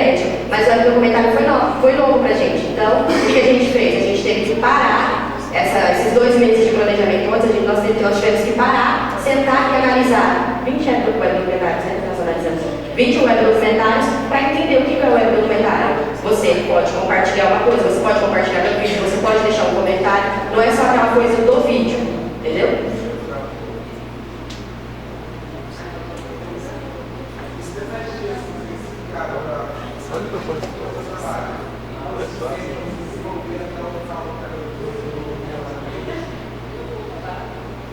Bom, esses 17 dias que a gente chega lá, a gente tem um cronograma, né? Você sabe tudo que você vai fazer, você sabe tudo que você vai gravar e você pensa assim, nossa, vai dar tempo, vai dar certo. Só que assim, imprevistos acontece. Eu posso marcar com você hoje e amanhã você não está lá dentro do parque. Sim, funcionários era fácil, pesquisadores era fácil porque eles estavam dentro do parque. Mas teve coisas que a gente teve que regravar, teve dia que choveu, teve dia que a gente acordou tipo 3h30 da manhã para fazer o nascer do sol, para sair de um ponto e ir para o rio fazer o nascer do sol. Então assim, 17 dias você pensa, nós não planejamos 17 dias, aconteceu esses 17 dias, mas nunca é o suficiente. A gente teve que ir para Campo Grande, nós fizemos gravação em Presidente Prudente, tivemos que voltar para o parque porque assim, tiveram ações que aconteceram lá. E não foi nesses 17 dias. Tinha pesquisador que não estava lá nesses 17 dias. Então a gente teve que se programar para voltar. Igual o Thiago falou, o custo é muito alto. Porém, esses 17 dias ajudou a gente pra caramba, pra gente, tipo, o material bruto que nós precisávamos ter, nós conseguimos. Depois a gente só foi se adequando, mas 17 dias não é o suficiente, galera. Isso é importante o planejamento. A gente teve essa conversa antes desse pré-roteiro assim, determinado dia, até o dia 31 de agosto, que foi o tempo que a gente ficou lá, 15 de julho até 31 de julho, perdão, que a gente ficou lá, a gente tinha um modelo. Ó, nesse dia a gente vai entrevistar a pesquisadora que fala sobre a onça. Nesse dia, nesse horário, a gente vai entrevistar a dona de uma pousada que fica aos redores do Parque Estadual. Só que chegou lá, teve imprevisto. A dona da pousada não podia atender. O turismólogo que a gente ia conversar sobre o ecoturismo, ele não quis mais falar com a gente. Então, nesse meio tempo, a gente teve que se virar e acabou tendo que voltar mais alguns dias. Então, o planejamento é importante.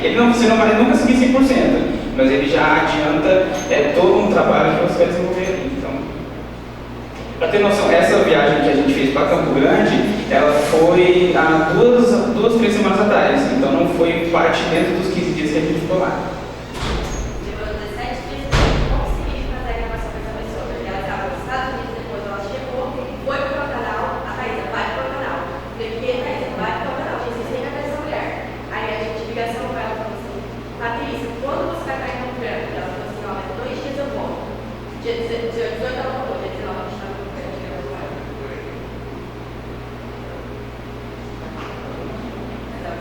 Uma pergunta mais? Obrigado. Obrigado.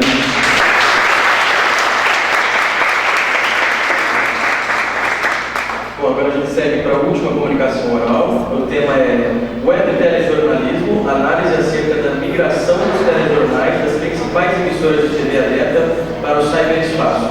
Os pesquisadores são Jaqueline Rodrigues Galdino, Karine Vilela e Everton Barbosa Soares.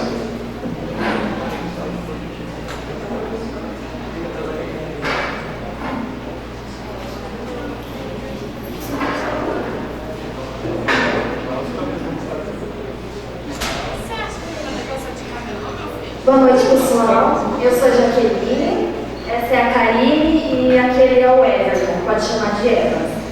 Bom, primeiro eu quero falar que a gente quer apresentar aqui a ideia do projeto. A gente está em fase inicial ainda, não desenvolvemos a parte prática, então a gente vai falar da ideia. A nossa orientadora é a professora doutora Thaisa, e o tema é Web Telejornalismo, análise da migração dos telejornais das principais emissoras de TV abertas para o cyberespaço. De acordo com os autores pesquisados e referidos na pesquisa, a gente compreende que o web telejornalismo é a produção jornalística destinada para a internet, ou ainda um desdobramento do telejornal no cyberespaço. A gente sabe que o telejornal é um produto assim, de maior importância social, em questão de divulgar ideias, de certa forma até de passar informação absoluta para as pessoas. Muita gente, que nem a gente estava comentando aqui, não tem uma geladeira em casa, mas tem uma TV. E o telejornal todo mundo assiste. Muita gente não tem costume de ler o jornal, mas o telejornal assiste. Então, ele é um produto de maior importância social da TV aberta. Então a gente tem que entender se quando ele vai para a internet, que é um outro produto que tem causado grandes transformações, se quando ele vai para a internet há alguma mudança. Pode passar, por favor. Então, o objeto de estudo são o Jornal Nacional da Rede Globo, o SBT Brasil, o Jornal da Band e o Jornal da Record.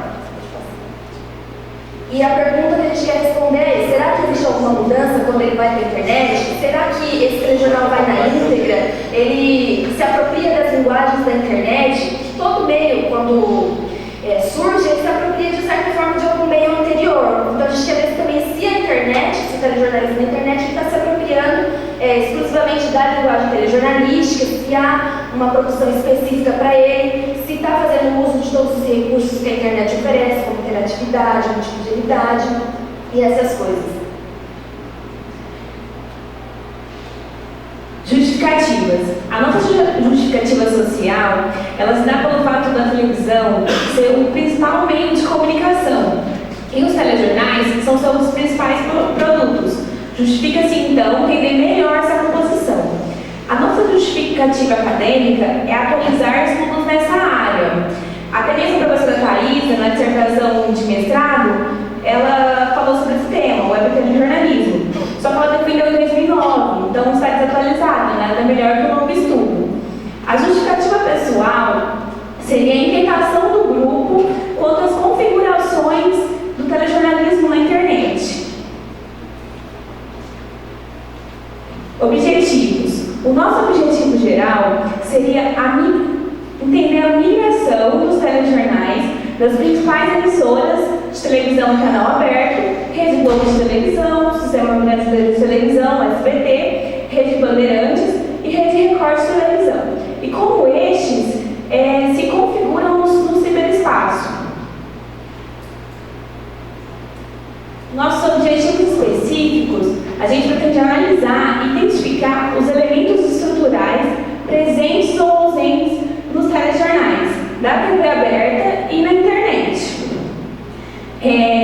Identificar e analisar as ferramentas de interatividade presentes ou ausentes nos telejornais. Comparar o conteúdo do telejornal transmitido na TV aberta com a mesma edição do conteúdo disponível na internet. Verificar a remissão do conteúdo das edições da TV aberta para a internet.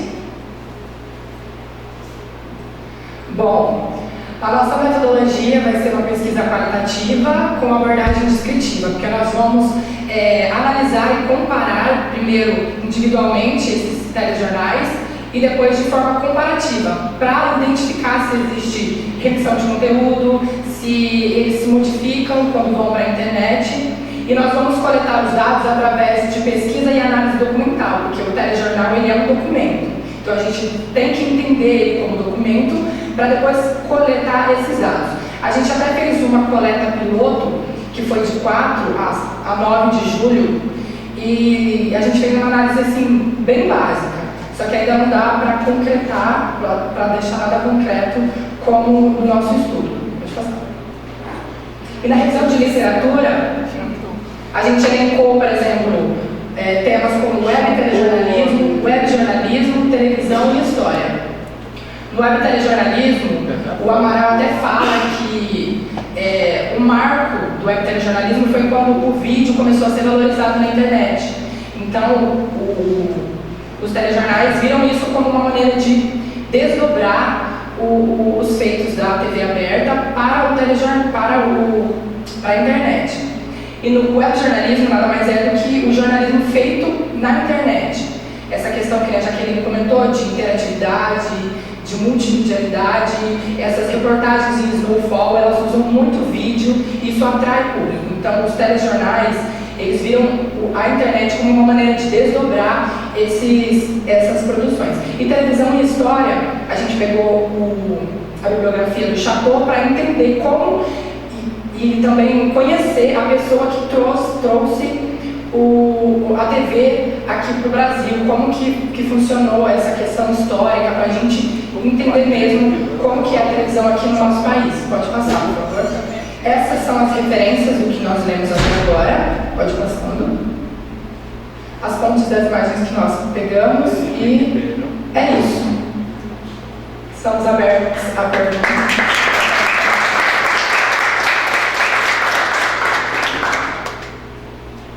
Alguém tem alguma pergunta? Nosso trabalho é só um projeto, ainda não está concluído, mas se vocês tiverem alguma dúvida, a gente tenta sanar. A minha pergunta para vocês, colega de sala, né? A gente já está no sexto termo, vamos para o sétimo termo. Como que vocês vão conciliar essa questão desse trabalho com o projeto de TCC de vocês? Então, vai ser um desafio, mas a Thaís já tem um cronograma todo organizadinho, porque ela é prevenida. Então acredito que a gente vai conseguir, porque a gente já terminou a parte escrita. Assim, a gente vai, eu acredito que para algumas últimas correções, e ela disse que de conteúdo está ok. Agora a gente vai analisar o piloto que a gente coletou, e se a gente identificar alguma diferença nesses objetos específicos que a gente está procurando, ele já vai servir como os dados, a coleta dos dados. Mas senão a gente vai coletar novos dados para poder continuar essa pesquisa. Então eu acho que nós iremos conseguir. Estamos empenhados para isso. Tempo a gente tem, é só organizar, a gente consegue. É complicado levar tudo. Alguém? Mesmo vocês não finalizando, vocês observaram essa diferença de linguagem que existe no telejornal aberto, tá? E que é visível no telejornal da TV paga, por exemplo, tá? Isso é visível. O contexto, a afinação, a forma de tudo é tudo visível. Isso é visível, eu já consegui observar que isso é visível, não é? Bom, por enquanto a gente analisou que assim, o conteúdo que é transmitido na TV aberta, o telejornal, ele é divulgado em algumas emissoras na íntegra e algumas em partes cortadas. E alguns telejornais ele também chegam a transmitir o telejornal na mesma hora que passa na TV aberta na internet. Referente a conteúdo, tem alguns canais que além de transmitir, de divulgar esses vídeos do telejornal, eles produzem, por exemplo, parte textual. Então, tem lá o vídeo que foi para a TV e tem mais uma matéria em texto, com fotos, galerias. Então, assim, foi isso que a gente percebeu até agora. A questão de linguagens também na internet, tem a interatividade, tem a forma de você escolher o conteúdo, a forma como você quer consumir, no momento que você quer consumir. Então, são essas análises que a gente viu a diferença da TV aberta para a internet. A internet você tem uma possibilidade maior, né? E também a gente estava analisando o piloto assim um pouco, e alguns telejornais quase não fazem remissão, por exemplo, te chamando para ir para a internet. No piloto que a gente fez, o SBT, por mais que ele transmita ao vivo, ele não fez muita remissão. Já o Jornal da Record, na própria vinheta já está lá, r7.com. O da Globo, ele dá até um tempinho, agora o Jornal Nacional, quando vai para o intervalo, por exemplo, ele dá um tempinho a mais para colocar a remissão no site. E alguns remetem na internet, por exemplo, picados, os vídeos dos telejornais picados em assuntos ou em VTs, por exemplo, enquanto o outro já é a íntegra, como agora o Jornal Nacional está fazendo. Mais alguma pergunta? Vocês acham que a Globo está colocando agora aquele G1.com com a Mari Palmo e aquele outro aí que eu não conheço? Não sei o nome, na verdade. E aí eles são bem informais, o cara mostra tatuagens, usam roupas mais geeks, assim. Vocês acham que a Globo dá um passo à frente das outras TVs por fazer esse modo mais diferente, bem diferente, por exemplo, do Jornal Nacional? Acho que isso é uma questão da estética, né, da linguagem do telejornal. É que assim, como a gente sabe que ninguém mais, hoje em dia, numa era de comunicação de internet, todo mundo tem acesso, ninguém mais quer receber o conteúdo assim, daquela forma que a gente está bem tradicional, lá, boa noite, que todo mundo assistiu o Milhão Bonner há quantos anos, né? Então, isso aí, a televisão, ela viu que é o público jovem, hoje ele é um dos mais, na internet a gente pesquisou, ele é o que mais busca acesso a conteúdos telejornalísticos na internet e na TV também aberta. Então, assim, é uma questão de mudança, porque para adaptar a esse público, que ninguém mais quer ficar assistindo jornal tradicional. Eu acredito que essa questão de usar a Mari Palma e o Cauê Fabiano seja para atrair público, porque eu até lendo para fazer o projeto, tem um autor que ele diz que essa questão de migrar para a internet é para você tentar conquistar também o público através de lá. E o G1, ele é muito lido pelos jovens. Eu estou sempre ali no Twitter e o pessoal, assim que o G1 publica alguma coisa, alguma notícia, são jovens, são fã-clubes, são pessoal ali que está o tempo todo, que compartilham, que já comentam alguma coisa. Então, eu acredito que eles estão se adequando ao público. E essa questão de fazer o G1 assim, em 1 minuto ali, é uma questão rápida, sucinta para mesmo, porque o jovem, e eu acho que quase ninguém tem tempo hoje, então eles estão vendo essa questão de usar pessoas jovens e descoladas para atrair o próprio público que está na internet. Então eles tentam agarrar o público pela TV e pela internet.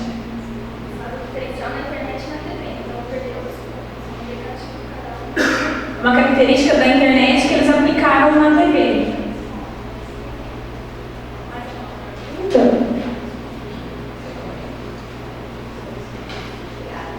Obrigada.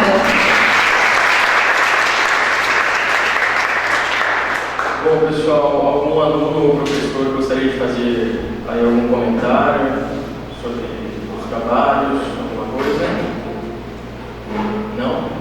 Então, está encerrado aí mais um colóquio. Espero que tenha inspirado e motivado os alunos que ainda não apresentaram, para que venham ter novas apresentações. E eu agradeço a presença de todos, a organização, os professores, e até o próximo colóquio. Obrigado.